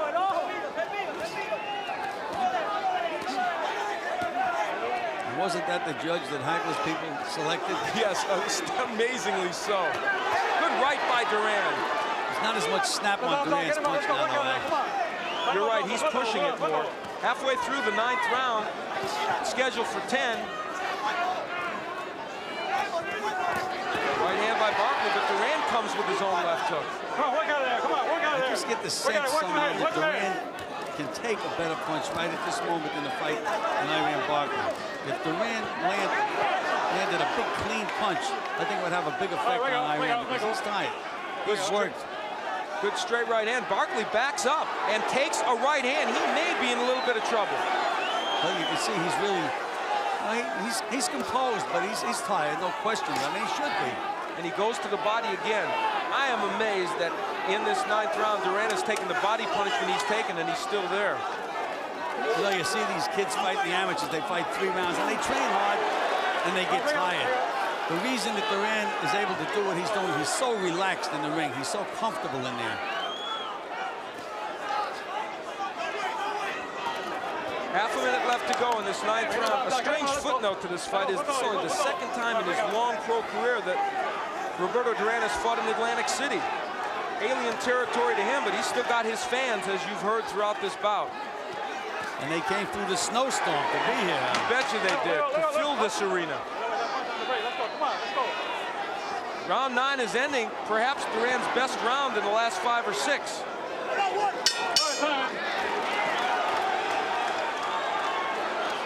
Little reminiscent of the right eye of Davey Moore when Duran fought him in '83. But the difference here is that Barkley has done much better work in this bout and is probably ahead, but it could be academic the way they're wailing away. It almost looks as if Roberto Duran has got a 2nd or 3rd win. Where he got it from, I don't know. I haven't a clue. With the punishment he's taking from Iran Barkley, both to the body and the head.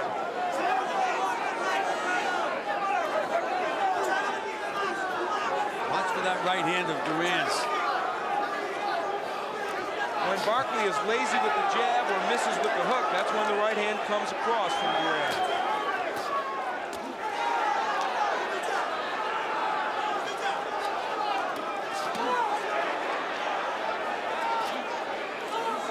We're in the 10th. It is scheduled for 12. Duran has been landing with the left jab, believe it or not, against the taller guy. And that was a punch that was dormant early in the fight. But now Duran getting it cranked up. There's that right hand. And another one on a left hook. And when he does that, Barkley reverts to his old form and wails away, which makes him even more susceptible to get hit with the counter punch. It's been a good 10th round for Duran. He cannot be underestimated, even at 37. I guess he's proven that time. He's proven to me again that he's one of the greatest fighters that ever lived.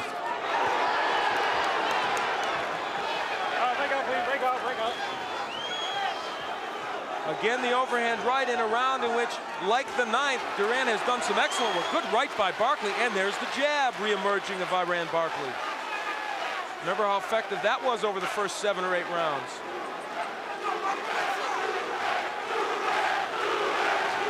And every time there's a lull, that chant goes up. Barkley's legs are starting to spread now. Duran waited for 3 missed jabs by Barkley, and then landed an overhand right. Good right hand on the inside by Duran. It's been a remarkably clean fight from Duran. No headbutting, no elbows. But big boy, right hand by Duran again. There have been those, and round 10, a huge round for Duran. Again, the body work of Barkley.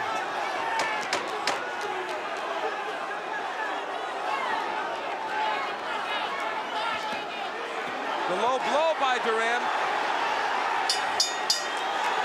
Round 10, a big one for the hands of Stone.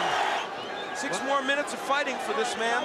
Will it be his last 6? If he fights the 11th and 12th round the way he fought the 10th round, I think it's going to be tough for the judges to vote for Iran Barkley. You know, they like to see a guy finish strong. Of course, the question is, how many of those early rounds did Barkley take? You have him taking quite a few, but you've got at least 3 or 4 marked close. 3 of them close, which means they could be slide right over into Duran's corner.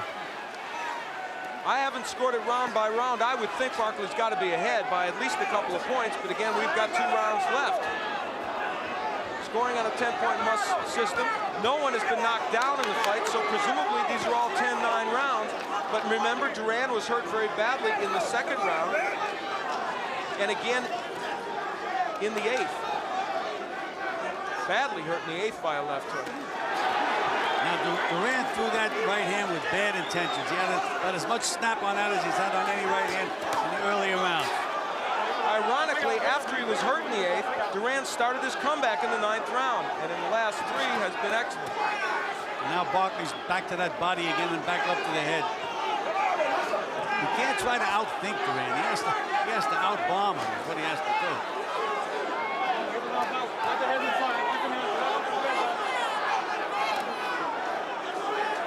We're in the 11th. It's a 12-rounder, and it may go.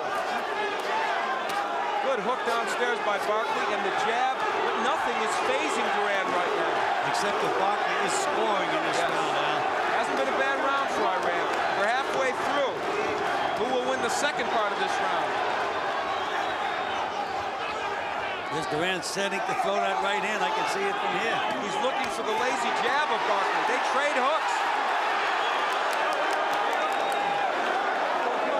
The left eye of Barkley. The left eye is almost closed, and he is showing signs of weariness. No question about that. There's a right hand and a left hook by Duran, and another big right hand by Duran. Barkley may not be seeing the right hand, and yes, Duran is nailing him with it. They want Barkley on the inside, where he isn't going to be hit with that overhand right. Big right by Barkley. But again, the right by Barkley's in trouble. He's hurt. He's down. First knockdown of the fight. Hey, how you feel? Well, I can just feel that coming. Just feel it coming. He's very wobbly. Another right hand by Duran. Look at Duran go to work. And nice and relaxed and calm. Remember, though, Iran Barkley has tremendous heart. He's been down before and gotten up. Only a few seconds remain here in the 11th. The first two-point round of the fight.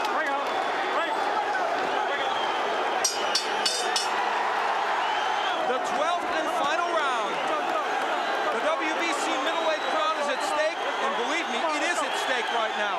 Barkley, has he shaken the cobwebs? Well, now it's up to Roberto Duran to have a good finishing round.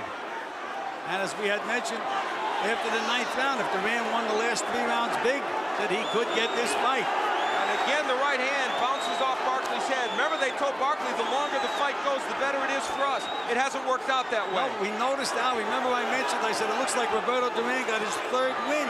Where he got it from, and I just felt he was stronger than Barkley going into those last few rounds. He said he was in good shape. He looked excellent in his sparring sessions. He came in at a good weight. And yes, Roberto Duran's for real in this bout. He's still going to have to land another big bomb, Al. He can't think that he has the fight won by any stretch of the imagination. And interestingly, it's Barkley who's pressing the attack and landing in this round. It has not been a bad beginning in the 12th round for Barkley. This has been a fight of twists and turns. Well, you have to watch the end of this round.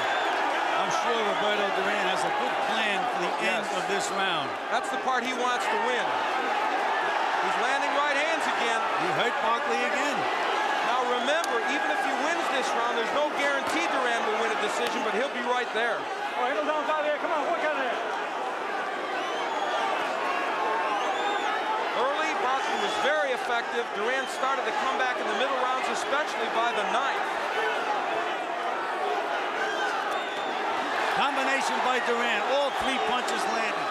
What about the heart of Barkley, though, Gil? He was so hurt. Here he is in the 12th. Both these guys have tremendous heart. There's no question about that. But when Roberto Duran, those middle rounds looked like he was all out of it, we said the only thing he had left is heart. And boy, somehow he got that 2nd, 3rd win, whatever. You know, with a minute left, Barkley's still landing good short punches. He landed a great short right hand that drove Duran back. This has not been a bad round for Barkley. Let's just watch these last 45 seconds, Al. It'll tell us a lot. There's that big. Look at Barkley's legs. Doesn't have a leg under him. And look at Duran now. Dancing around, playing. The jab by Barkley. Can Duran afford to dance around, though? It's been a round that's very close. And the fight may be in the balance with only a little more than 20 seconds left. Barkley with the jab, and that's his best punch right now because he's pushing the hook in the right hand. It'll end, and it will be a classic war. Big right hand by Duran. This has been extraordinary.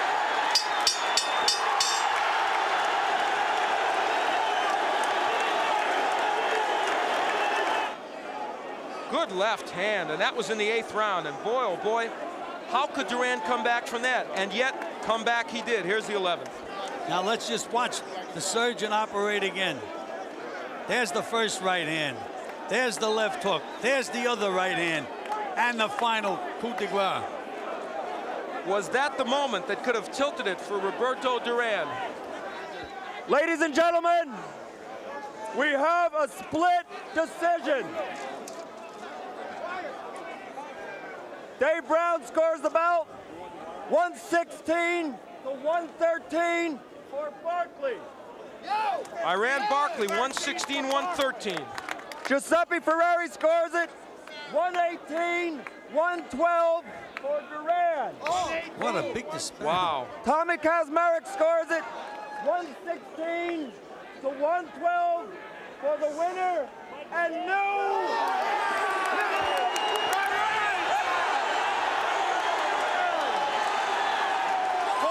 That tells you who's champion. A wild discrepancy on the scorecard. Pinpoint accuracy from Shakur Stevenson. Shakur Stevenson in Newark against Artem Harutyunyan. Seconds away from a signature win.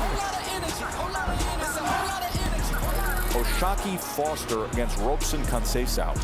The champ finishes strong again.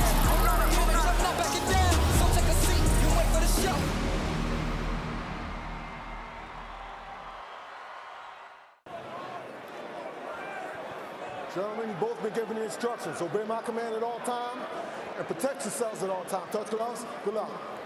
Let's put it into perspective with Shakur, Timmy. 127 pro rounds, so there have been 381 judges scored rounds in his career. Only 8 of those 381 have been scored for his opponent. 8. 8 rounds. Only 8. Here we go.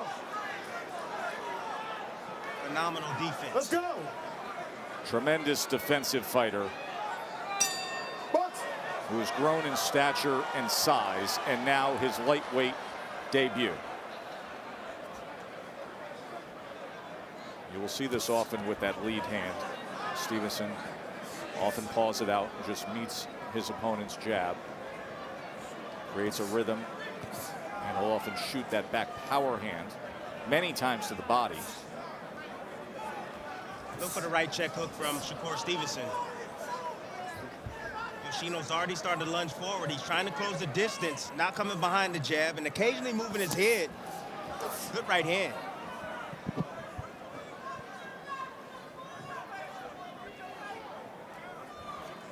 Yoshino goes with a right hand to the body. Shakur just slightly getting out of range.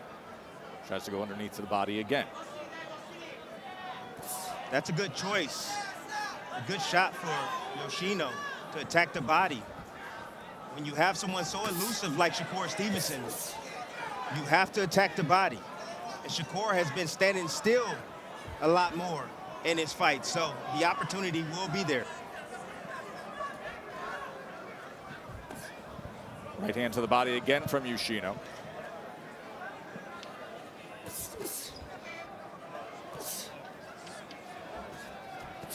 Shakur covering up on the inside.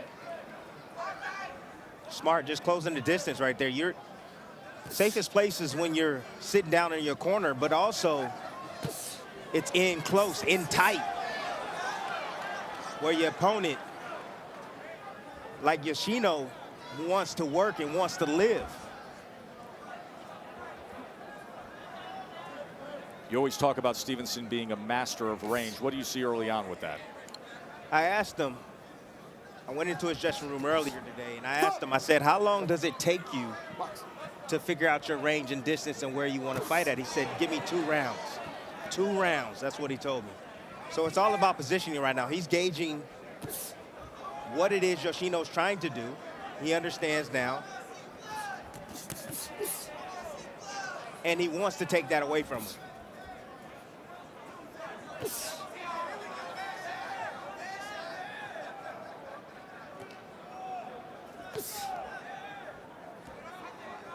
Shakur meeting him with that lead hand, then firing off the jab. Goes underneath with a left hook.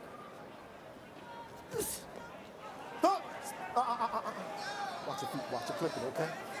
Alan Huggins, veteran referee for our main event.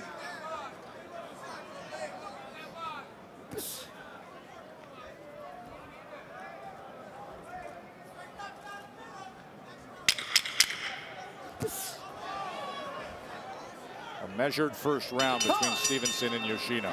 He said, you know, everything in my career, Timmy's starting to heat up. Says his focus is different. It's nothing but boxing. And he admitted to us that even when he fought Oscar Valdez, when he was unifying titles, even when he fought Jamel Herring, when he was absolutely dynamic and earning a belt, he said that he had lapses. He had a lack of focus at times outside of the ring. That was a slip. Off balance was Yoshino.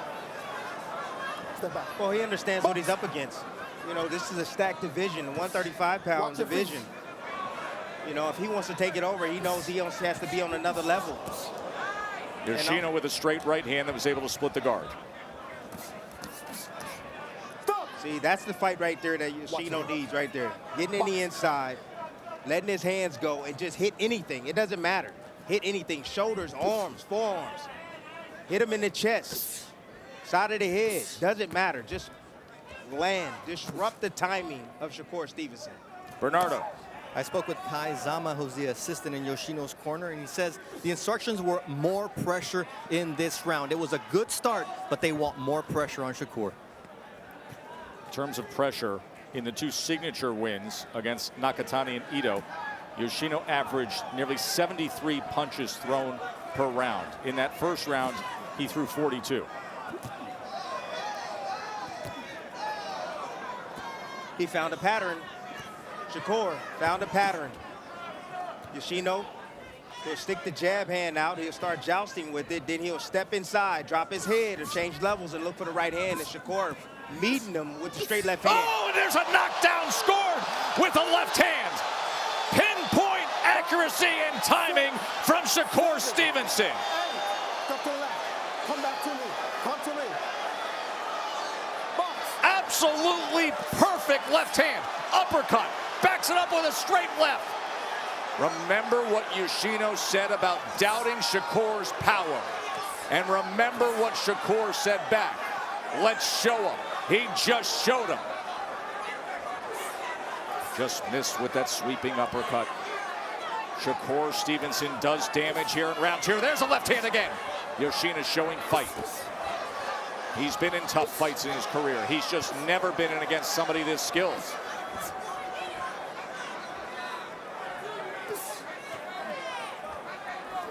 Shakur goes underneath on the inside, sends him off balance with a check right hand. That was a masterful left hand moments ago that scored the knockdown. And you see a very fiery and game Yoshino trying to brawl his way back into this thing.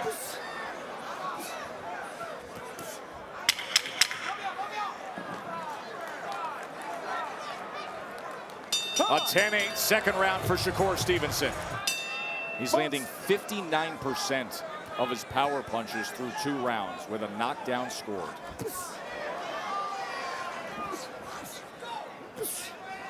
You'll see the dip, and then you'll see the right hand come from Yoshino. Shakur will start throwing a straight left hand and look for the uppercut as well. Just the second time that Yoshino has been knocked down in his career. There's that check hook. He's past the second round. He's found his range, Stress.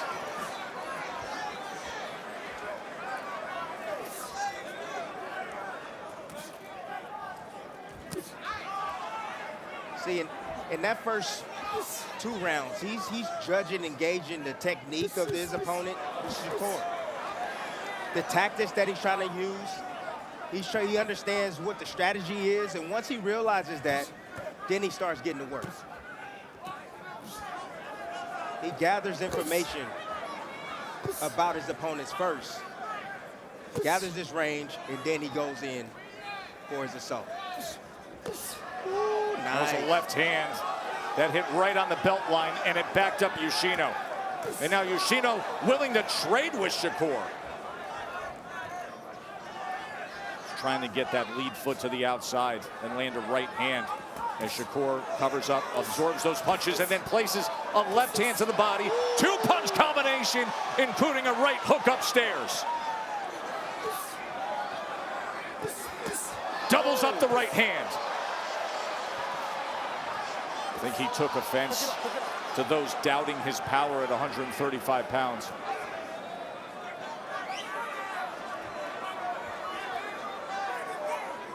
Great control work right there. He's using the probe, trying to set up something up top. Two-punch combination, scores up top. And now right in the kitchen, literally opening up his arms, probing, looking for an opening. And look how Yoshino's getting his foot outside. He's trying to get the lead foot dominance, but Shakur Stevenson is too wise for that. He can move both directions. He can move to his left, clockwise and counterclockwise, to get his offense off. Tight combination on the inside. Yoshino with a short left hook on the inside, tries to back him up with a straight right hand. Yoshino is game. We knew that coming in.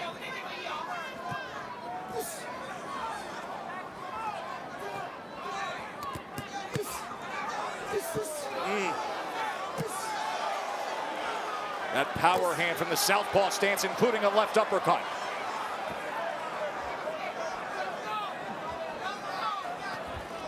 Nice control right there. That's head control. That's what you're seeing right there from Shakur. Why he's pushing the head down on Yoshino, controlling his body.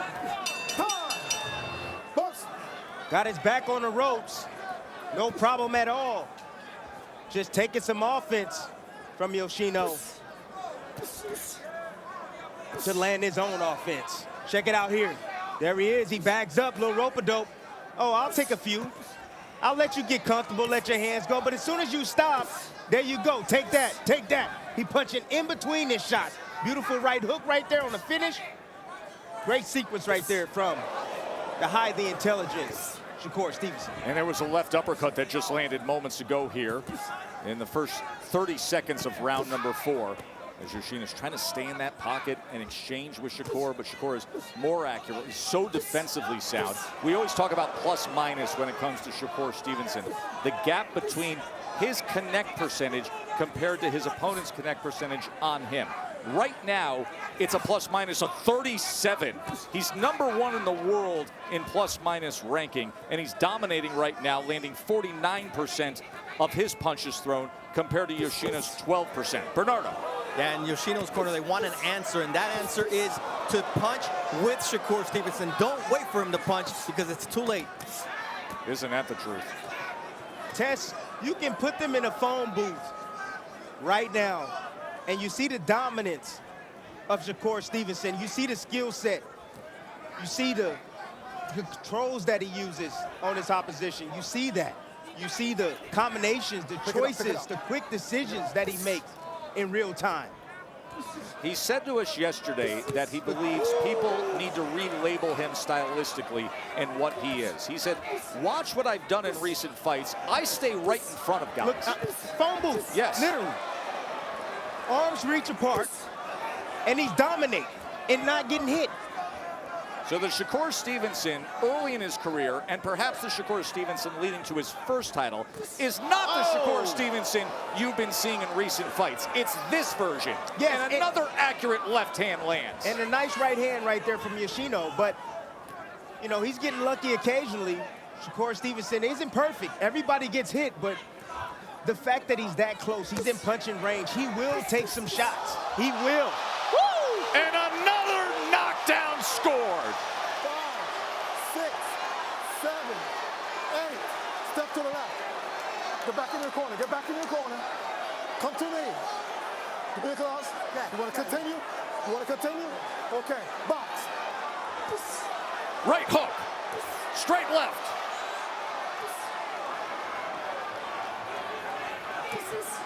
Combination leads with the uppercut. And another uppercut.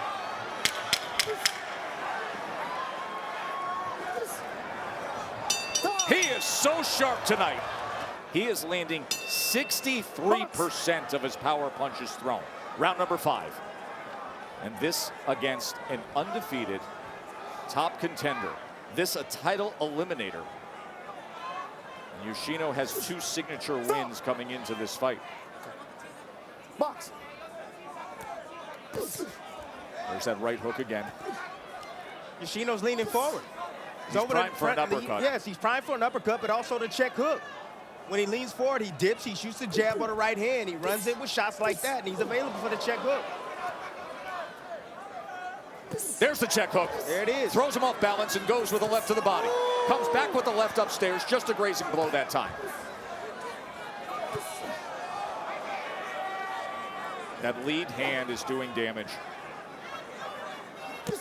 Goes underneath that time with the left uppercut to start the combination.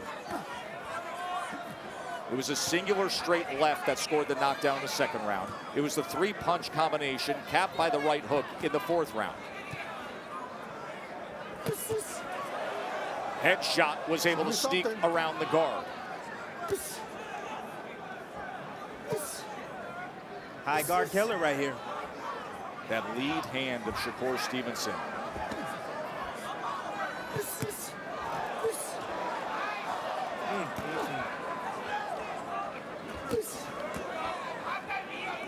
So comfortable standing right in front.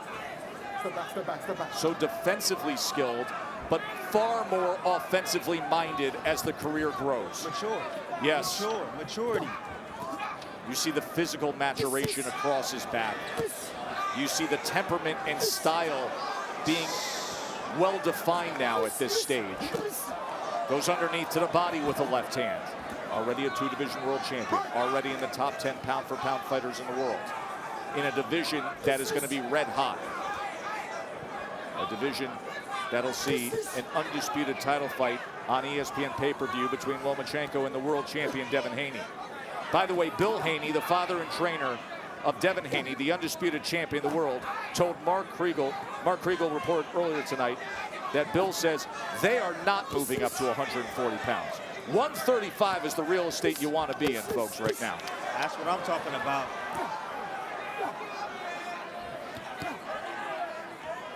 Bill Haney and Devin Haney is about the legacy also, just like Shakur Stevenson is. That's what they're about, my goodness. Devin Haney wildly skilled himself. Right. Show me something, show me something. Step back, step back, step back.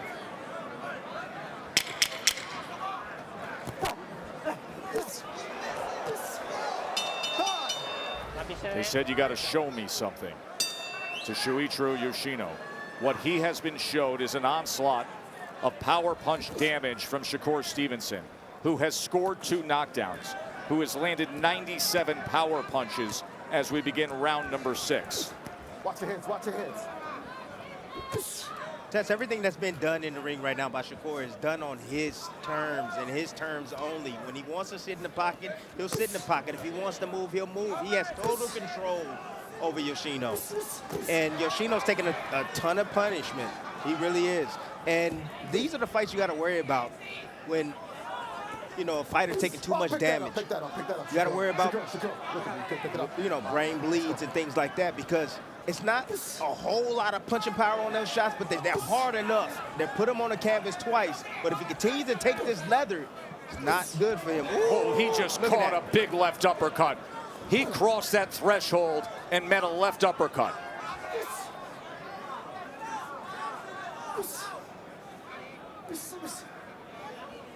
Shakur lining up behind that jab. He hurt him with that a jab lead right there. hand has been devastating tonight. Tess, that was a jab on the chin. Yes. He hurt him with a jab on the chin. Just turning over that jab alone. It doesn't take the check hook for Shakur to have success. And now Yoshino tries to come in and place anything he can. Yoshino, even in some of his biggest wins, have taken punishment. That is another shot, and that's enough. And to your point, Tim Bradley, the accumulation, the concern of just taking the beating. Alan Hungen says, I've seen enough. Taking too many heavy shots over and over and over and over. That's it, bro. That last left uppercut right there that landed on high on the chest, raising the chin, made the referee step in. He saw enough. Ladies and gentlemen, here inside Prudential Center, Newark, New Jersey, referee Alan Huggins calls a stop to this bout at 1 minute, 35 seconds of round number 6. For your winner by technical knockout, Shakur Stevenson! Stevenson! 20-0 now, his lightweight debut. Pinpoint accuracy from Shakur Stevenson. Shakur Stevenson in Newark against Artem Harutyunyan. Seconds away from a signature win. Oshaki Foster against Robson Conceição. The champ finishes strong again.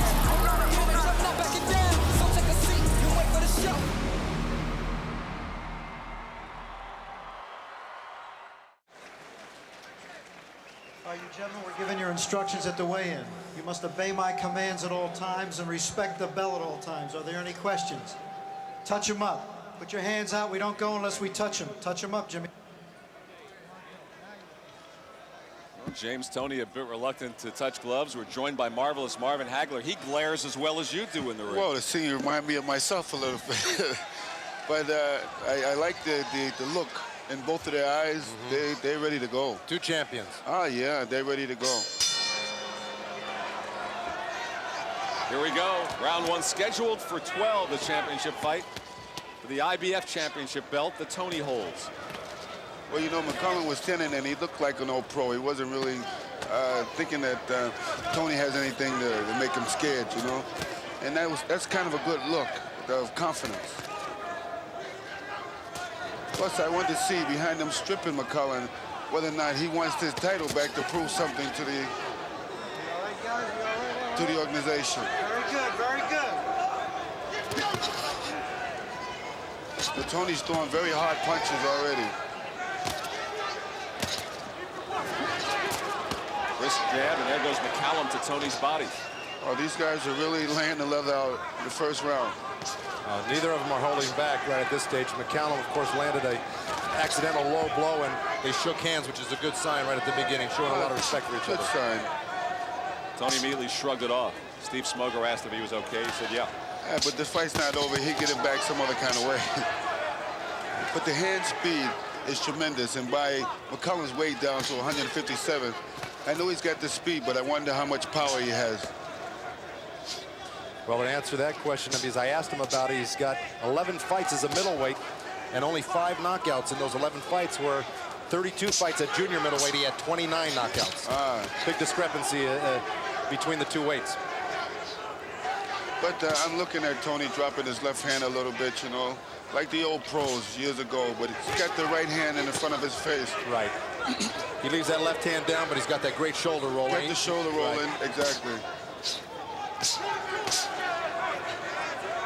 Well, McCullum's going right to work, using the jab, using the body.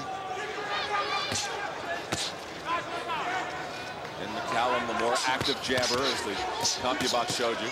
But it Toney came back with a right. Sounds funny when you mention for the middleweight championship of the world, and I'm sitting here. You're sitting here, right. Too late for a comeback, Marv? No, I'm doing movies, man. All right, that's it. Okay, got it straight here and now. Good exchange. Ooh.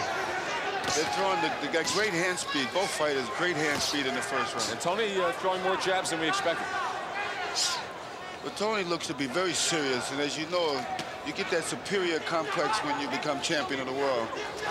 So he's not feared. He knows he's the champion, and now the thing is to give something to let the people know that he's a deserving champion. Do you think the fact that the WBA took that belt away from McCallum can influence his ego at this point, his confidence? Well, this is what makes this fight so interesting. This is what I feel. Both guys have something to prove, and they're starting off very good. Well, hey, listen, it's already a good start for McCallum. He's got 35% of his punches landing compared to 29 for Toney. Well, a lot of times, you know, if you have a great corner, you know, and you got a guy like Eddie Fletcher in there, he's gonna, like he's told him to move in closer with his jab. You know, and Eddie is a very good teacher. You know that, of course. Both these guys are really represented well by their corners. Bill Miller in the other corner, to me, was very instrumental in Toney winning that title from Michael Nunn.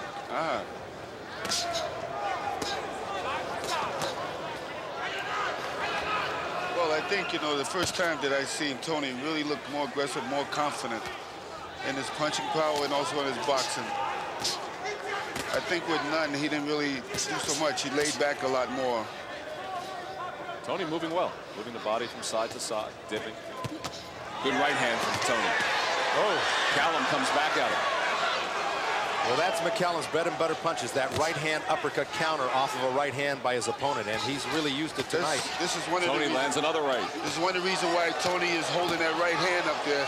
Nice, good left hook by McCallum. Hit Tony right in the eye and bothered him. Look at that right uppercut counter off of Tony's right hand. Just narrowly missed it, did McCallum. Great punching, good techniques. Using the body, using the head. Nice uppercut there by from Tony, yeah. McCallum with the great leaping move. right. Great move to spin around. Brings a smile to Tony. Well, he's in there with an all-pro. McCallum's an all-pro. Yeah. And I believe that McCallum knows that he's going to try to make this attack, so I think he's prepared for this. Tony's landed some good, strong rights here in the second round.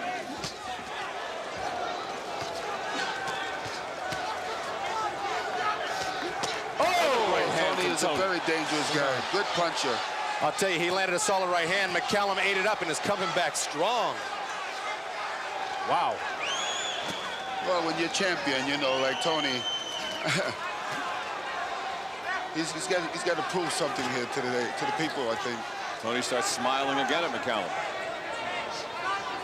More of a smirk. Tony has landed 3 crisp right hands in the second round. To me, Tony kind of remind me a little bit of the Beast Mugabe when I fought Mugabe. Very strong, didn't know how to lose. And this is the type of attitude that I see that Tony has right now. Callum flashing the jab as the second round winds down. Tony's catching real good. He's throwing those punches real well. I like the way he's fighting. Oh, good Tony with the right. Ruled a slip. That was a beautiful double hook delivered by Tony, body and head. And I think that had a lot to do with McCallum going down. All right.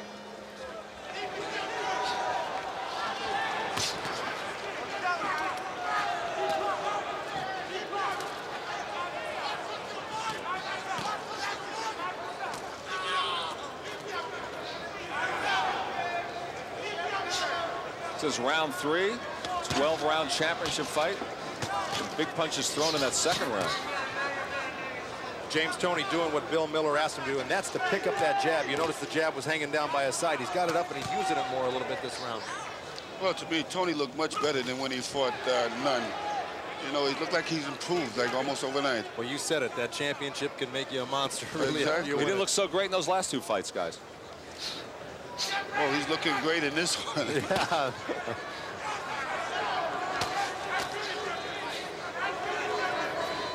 McCullough's trying to lay back, trying to suck him in to throw the right hand to set up his own left hook. The right connected again for Tony. It's been effective tonight. And I believe what McCullough has to do is box more. Tony looks the more stronger and got the more power. You know, he's 24 years old. He really is a natural middleweight, where McCallum, it took him into his 30s before he really reached that 160-pound limit. Fought at 54 for many years. Midway through the third round. Nice shot. It's a sneaky little, nice right hand. sneaky little right counter hand, right hand. Went about 4 inches. Oh. Nice uppercut by McCallum. Callum with the combination. The main thing, too, is that hope McCallum don't get tired in there. That's the main factor here, because in that round, he's throwing a lot of punches.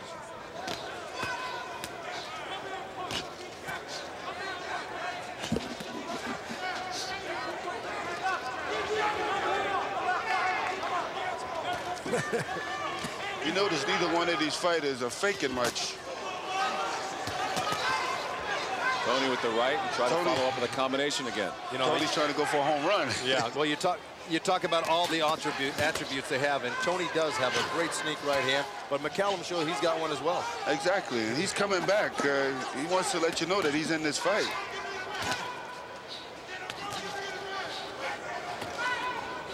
You know, we've really yet to see the thing that Mike McCallum is most famous for, and that's his body attack. He really... Exactly. Tony landed another right hand. Oh, these type of shots, you know, both fighters got to be in tremendous shape because they've taken some nice right-hand shots. One of the infrequent body shots right there by Tony. Well, that was the one that I spoke about, that he would get it back.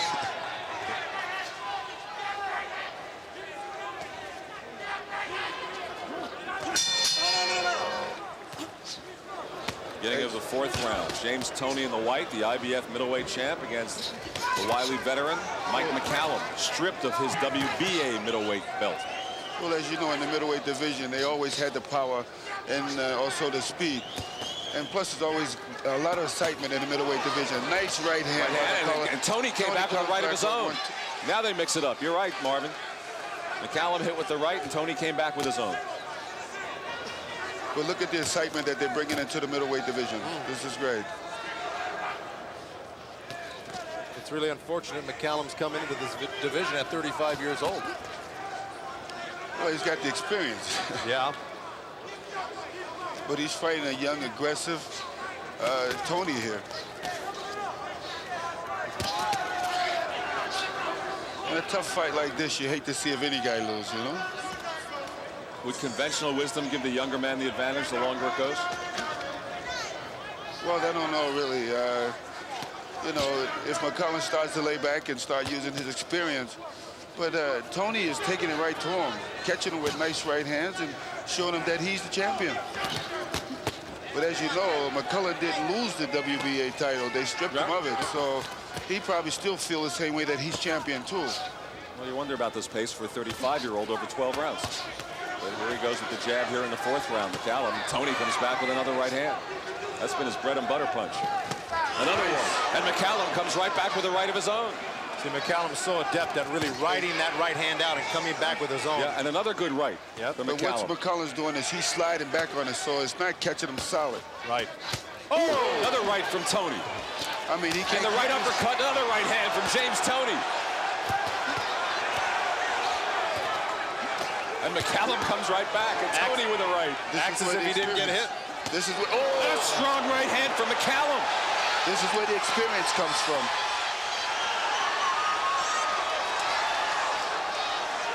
Both of them landing bombs here in the 4th. Excellent right hands.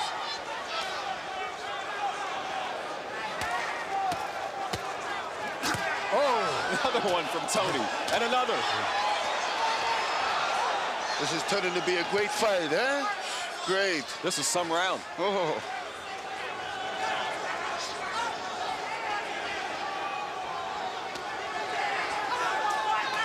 Well, this type of fight too, who's in better shape can take a better punch. Well, that's the issue.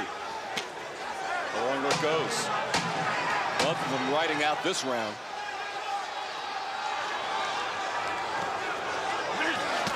Oh. Boy, that was special. Well, at the moment for me, I feel the fight still looks very even. I agree. I have it with Tony with the edge. Well, here we go. A total of 4 rounds. You've got 80 punches thrown by McCallum, 73 by Tony, 44% by Tony landed, 36 for McCallum. It's close. Well, McCallum's using a nice jab, though. He's snapping the jab very well. I just give the edge to Tony on the right-hand bombs. Just landing more of them. Exactly.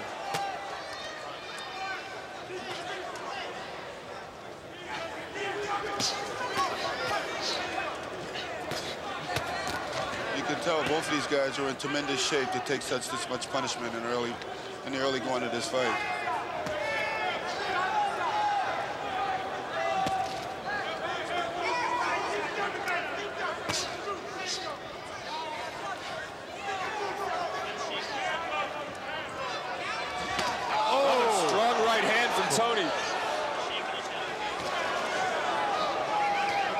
McCallum just stands up and throws some jabs.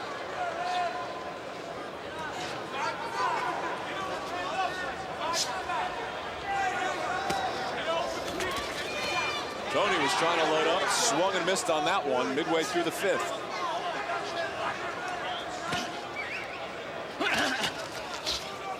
And McCallum with the combination. Protected from out, hands up.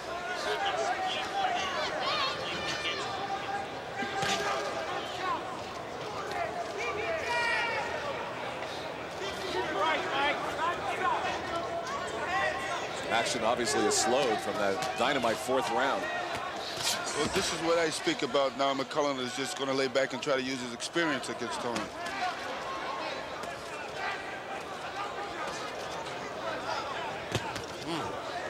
Exchange of jabs.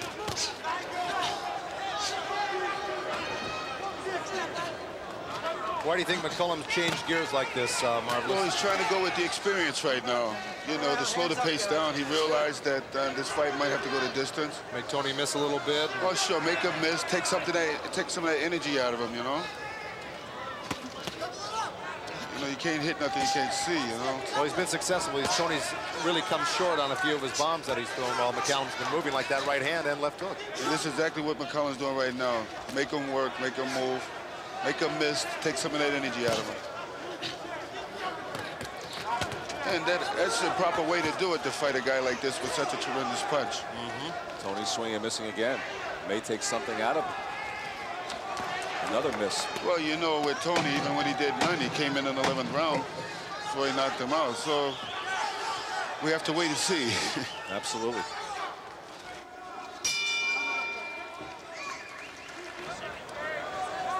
Started the 6th round. Scheduled for 12, championship fight. Well, I think Tony really wants to put the pressure on him to make him work now if he's breathing that hard.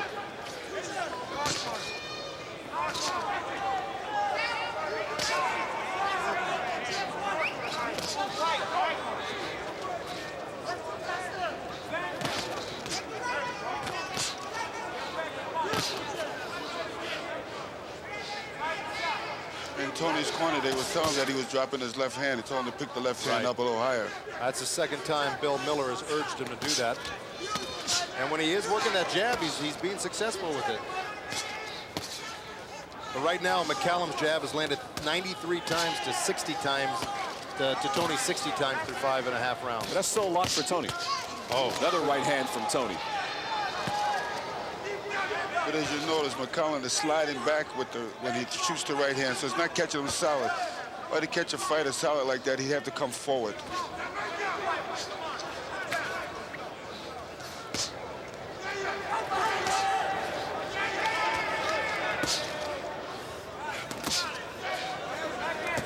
McCullum's using that jab very well. Ooh. Tony catches him again.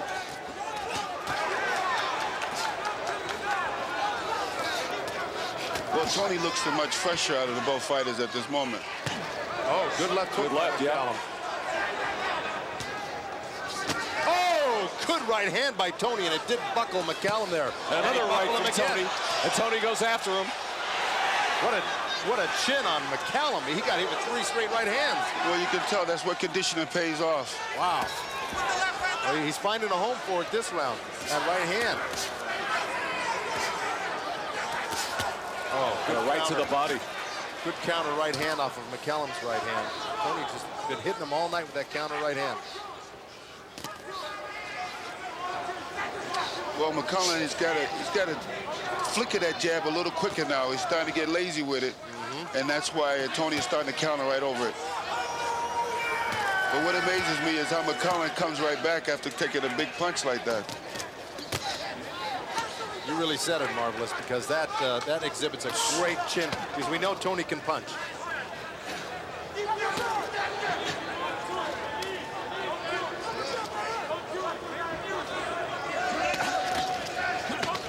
Low blow there by McCallum. Keep him up, Mikey. Warned by Steve Smoger. As the final seconds tick off in the 6th round, where Tony landed some more bombs. Well, Mike was doing something smart right then, moving the opposite way, away from the right hand. Through 6 rounds, McCallum is the worse for wear between the two.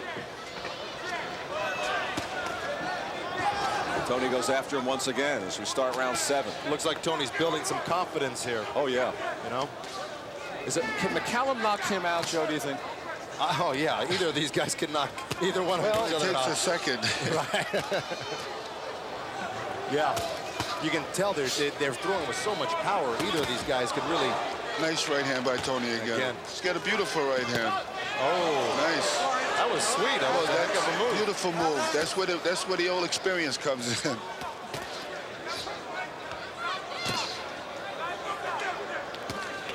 wonder if McCullough, why his breathing problem is because of being punched in the nose. Oh, good combination from Tony. Good right uppercut, left hook by Tony, but McCallum answered with his own left hook.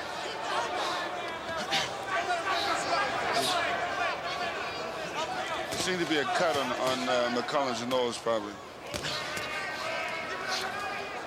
Callum staying active with the jab. There's another one. This may boil down to a battle of wills here. Who's really willing to stick it out? Well, McCullough's dropping that left hand down real low, and that's what he's vulnerable for, right hand. Right. You know, as the rounds go, most fighters do drop their hands. Ooh, good exchanges. Keep him up, Mikey, keep him up. Steve Smoger warning McCallum to keep the punches up. McCallum's left hook straight a little bit low, and Tony gave him a signal that it was low, and Smoger warned him. Well, the people are actually... McCallum's still low. Oh, good right hand from Tony again. Followed up with a left. Well, what Tony's doing now is he throws that right hand. He's expecting that right hand counter coming back from McCallum. But McCallum's best punch is that left hook. If he shoots it right, it can be very good against Tony. Because every time that he thrown it, he's caught Tony with the left hook.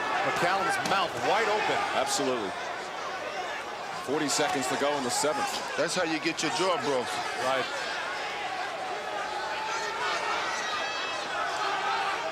Both fighters are reaching down deep to try to end this fight quick as they can. Oh.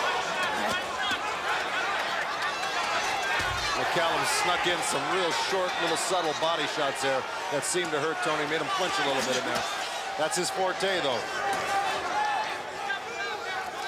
I think, by the way, the picket going down to 157 is actually working for McCallum as far as his hand speed. Callum goes after Tony. Finish up the 7th. Here we go for round 8. James Toney, the IBF middleweight champ, and Mike McCallum. It's been a fun fight so far. Of course, Eddie Futch calling out to McCallum to use that left hook more, as you pointed out earlier, Marvin. Because Tony, now you see where he's got his right hand in the front of his face. If McCallum, every time that he would jab and then hook off the jab, it's effective. Excuse me. And Bill Miller, of course, in the opposite corner, asking Tony to give him a little bit more movement, box a little bit more. I think Tony would have to put more pressure on McCallum. So you don't necessarily agree with the instructions he got in the corner, then, huh? No, not to box. I think he's got to go after McCallum and put the pressure on him and throw punches. McCallum again with the low punch. Try to tire McCallum out, because that's where the experience is coming in, what he's doing. But you got to give both credit to both fighters. They've been taking tremendous punches. Marvin, this is a 12-round fight tonight. How much different is that 12-round fight compared to the 15s, because you fought those? Oh, well, I prefer the 15s anyway, but these guys seem like they're in great shape for this 12th round, because they know... Oh, another right hand from Tony. Beautiful right hand from Tony. To take such punishment like that, they have to be in tremendous shape.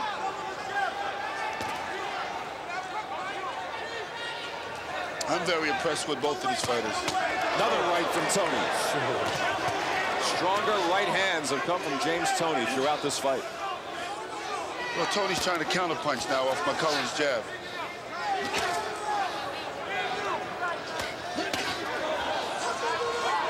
Tony puts that shoulder up nice when he wants to block that right hand. He's not... Oh, comes out of there. Good combination from James Toney.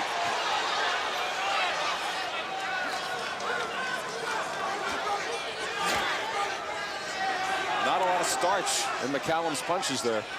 He seems to be losing a little steam. You're right.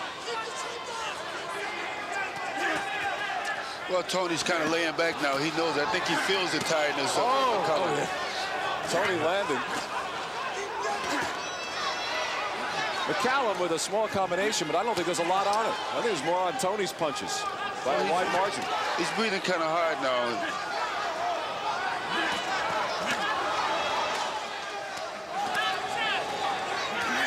It was a combination, 3 punches in the middle of that round, which I think told the big tale of this fight. 15 seconds to go in this 8th. McCullough's trying to stay tight now with Tony, which is a smart move for him because you're not getting caught with the right hand as much now. And in turn is landing a few good body shots in there. Sure. But there's nothing on him, but he's protected. 9th round, and just in case you're wondering about the Star of David on Tony's shorts, that's for his manager, Jackie Callan.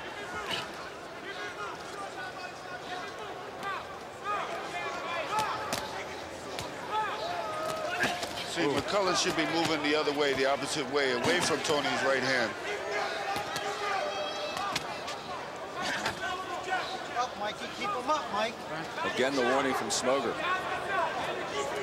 Had you expected to see more body punching from McCallum tonight? Well, I really did, but you know, he's starting to go to that body the last round and this round, but he's kind of running out of time here going to the body. I think he should have gotten to the body a little bit earlier in this fight, but you know, it's never too late, I guess, and he's laid in some nice shots this round. My curiosity here is to see what McCallum has left in his punches. He's flicking the jab. That's the left hook that I was speaking about, that he's got to throw more of. Oh, well, he made a nice slip off to the side, McCallum, and really dug a good liver shot against Tony. But Tony keeps on coming. He seems to shrug everything McCallum throws at him, shrugs it right off. Yeah, but McCullough now is moving right in the target of Tony's right hand. Midway through the 9th round. He should be moving the other way and start to shoot his own right hand. See, exactly. Big McCallum right hand. Tony tries to come back. Oh. This is wildly. Nice move. Oh! Nice move. McCallum landing in the 9th. Another body shot with the right from McCallum, and Tony comes back at him. Oh, good counter right hand by Tony. But this McCallum, now you know why he's been champ since 1984. Exactly. But McCullough has to worry about that he don't tire out. Tony slips away from the corner. I think Tony's using strategy now to let McCullough punch his way out. It takes some energy out of him. I'll tell you what, McCallum landed 1 or 2 devastating hooks to the body. That's got Tony keeping his elbows in right now. Well, I think he's caught Tony's attention a little bit. But when McCallum moved over towards the corner, he didn't seem to have anything left. Well, this is where that experience, like you said, for him being champion for so long. Plus, there's only 15, 20 seconds left in the round. He's really done a lot in this round, and he deserves to wear out a little bit towards the end of these type of rounds where he's thrown that many hard shots. Well, as I say, left from Tony. He can't stay away. He can't stay on the outside, McCullough. He's got to stay closer to Tony. And just when we were wondering about McCallum, and he smirks at Tony, McCallum comes back with the strong 9th round. And so we go to the 10th round of a fairly even fight. 9 minutes left in the fight. As you know, in Tony's corner, they told him that he was losing this fight, so I expect him to come out more aggressive this round. Oh! And a bomb from Tony. And that one wobbled McCallum. And another right. Oh! Tony comes after him here at the 10th. Oh, my. Tony landing.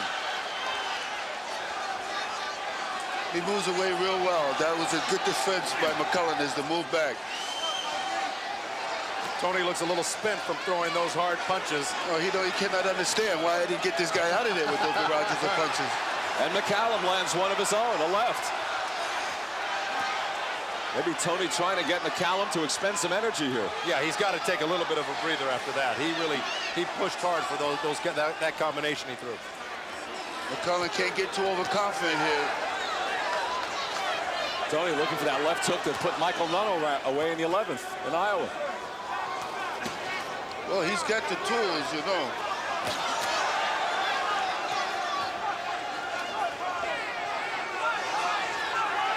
Both guys have really been loading up in this fight. You know, when you figure how short a time Tony's been fighting, only 24 years old, he's got a book full of experience, it looks like, for such a young age. Sure. I am very impressed.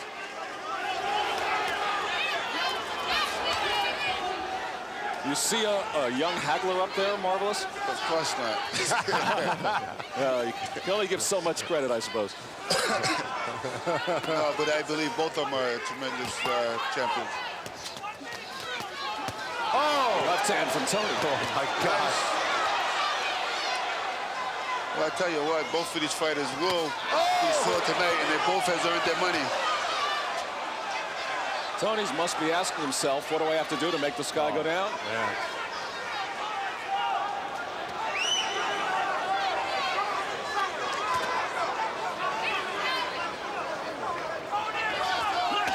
Nice hook.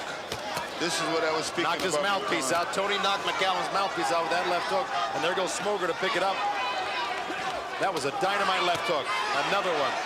McCallum is dropping his hands a lot more. Corner, neutral corner. All right, timeout.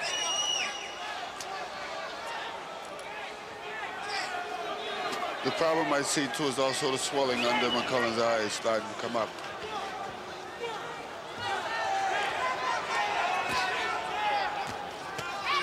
Another right from Tony. Oh! Tony digs one into the body. And the left. Tony trying to end it right here in the 10th. McCallum has got to stay in tighter.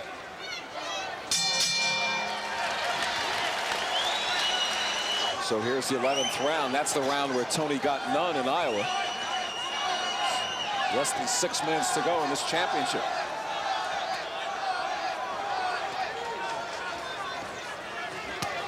Tony jabbing, then the right hand. Boy, Tony just looks like he's got all the confidence in the world come out in this round here. He's got 6 minutes left, 2 rounds. I think this could seal the fight for him if he wins these 2 rounds.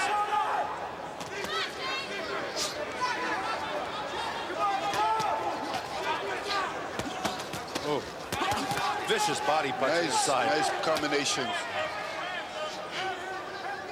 by both fighters.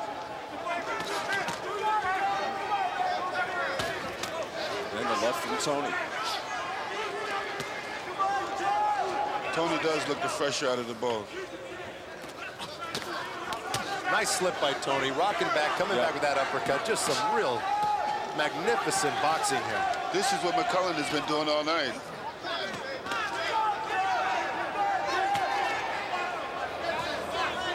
Well, we're coming close to the mark where Tony knocked out none in that 11th round here. I'm sure he'd like a repeat.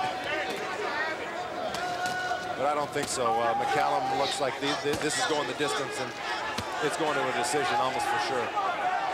McCallum continues to use that jab midway through the 11th. Tony goes after him. Very good move by McCallum in there, slipping both punches.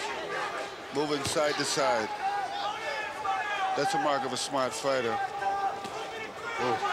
Tony just looking to tee off, and McCallum really looking a little winded, tying him up on the inside right now.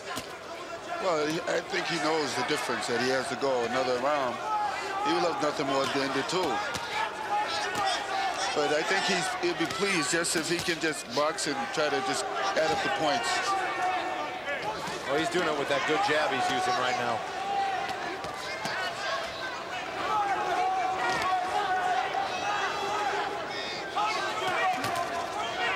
Tony more of the complete fighter than we saw last May, for sure. Well, sometimes it takes a nice great fighter. by Tony. Excuse me, Mark. It takes a great fighter to bring out the best in a talent sometimes. Exactly. Well, you know, with Tony, this fight here can do nothing but improve him, whichever happens. Tony again looking for that knockout punch with 20 seconds remaining in the 11th round.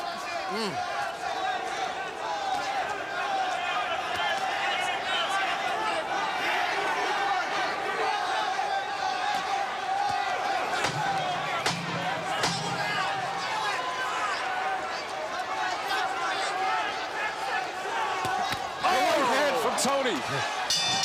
Wow. Just as the round came to a close. Final round. They should be on their feet for this fight. It's just been tremendous. 3 minutes to go for the championship.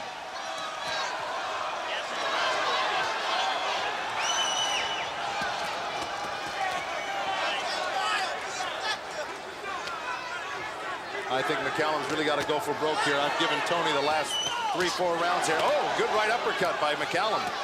Tony had landed a left hook moments before. Right. But he followed that uppercut he got hit with, Tony did, with a good left hook to the liver on McCallum. I said there's no quit in either one of these guys and no shortage of talent. I think Tony would be more effective if he laid off the power and put this combination together. Right. I think you're right, rather than the wild swings and misses. Exactly. Every time that he misses, it takes a little out of a fighter. But I just felt that McCallum lacked the power as the fight went on, particularly from the 8th on. I just didn't think he had as much in his punches as Tony does. You're right.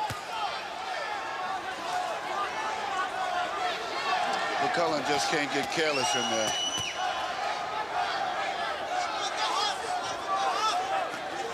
Well, providing this fight is as close as we think, neither of them can really get careless at this point, but both of them have got to really put out and try to win this round. Oh, very good fight. They acknowledged here that this should be the fight of the year here in Atlantic City. Oh, yeah. Good right hand by McCallum. Oh! The left from Tony. Oh! And Tony goes after McCallum. Oh! Oh! The right hand from Tony. Another right into the ropes. He's got McCallum hurt badly, and he's still got 1:15 and to a right uppercut from Tony. McCallum still standing.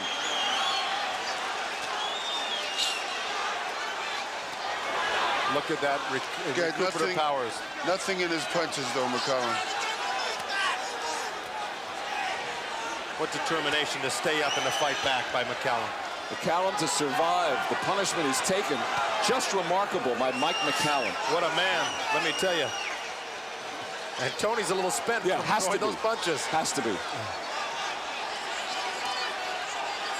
Oh!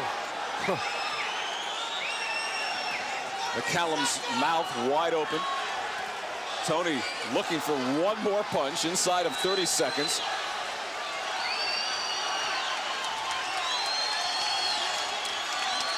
And the crowd starting to rise to its feet in the final seconds. What a great fight. They've seen a terrific 12-round middleweight championship fight tonight in Atlantic City. You've seen the best in the business here tonight. This was a great show.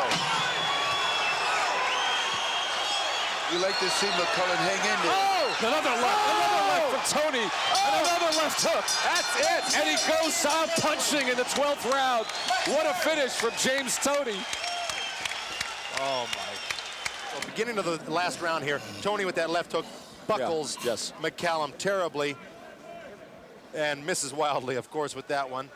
And McCallum, just unbelievable how he stood up to this final assault by James Toney. I think Tony earned a lot of fans here tonight, Joe. You know, right McCallum was the heavy favorite. And he's just really running McCallum across the ring. And here we go again, that right uppercut by Tony. Bingo, left hook. Look at that one. Right on the nose, and McCallum's mouth being open made it easy for that mouthpiece to pop out, but that hurt him again, and he followed up with another tremendous left hook.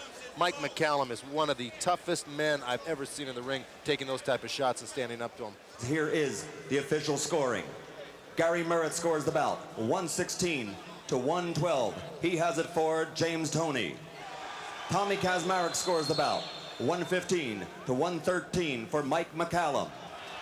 Robert Cox scores the bout, 114 to 114. It's a three-way split. Ladies and gentlemen, the bout is a draw. Let's hear it for both of these great fighters here tonight. Well, Cambrell Marshall shaking his head up in the host position. The title is retained by James Toney. James Toney retains the IBF middleweight title based on a draw.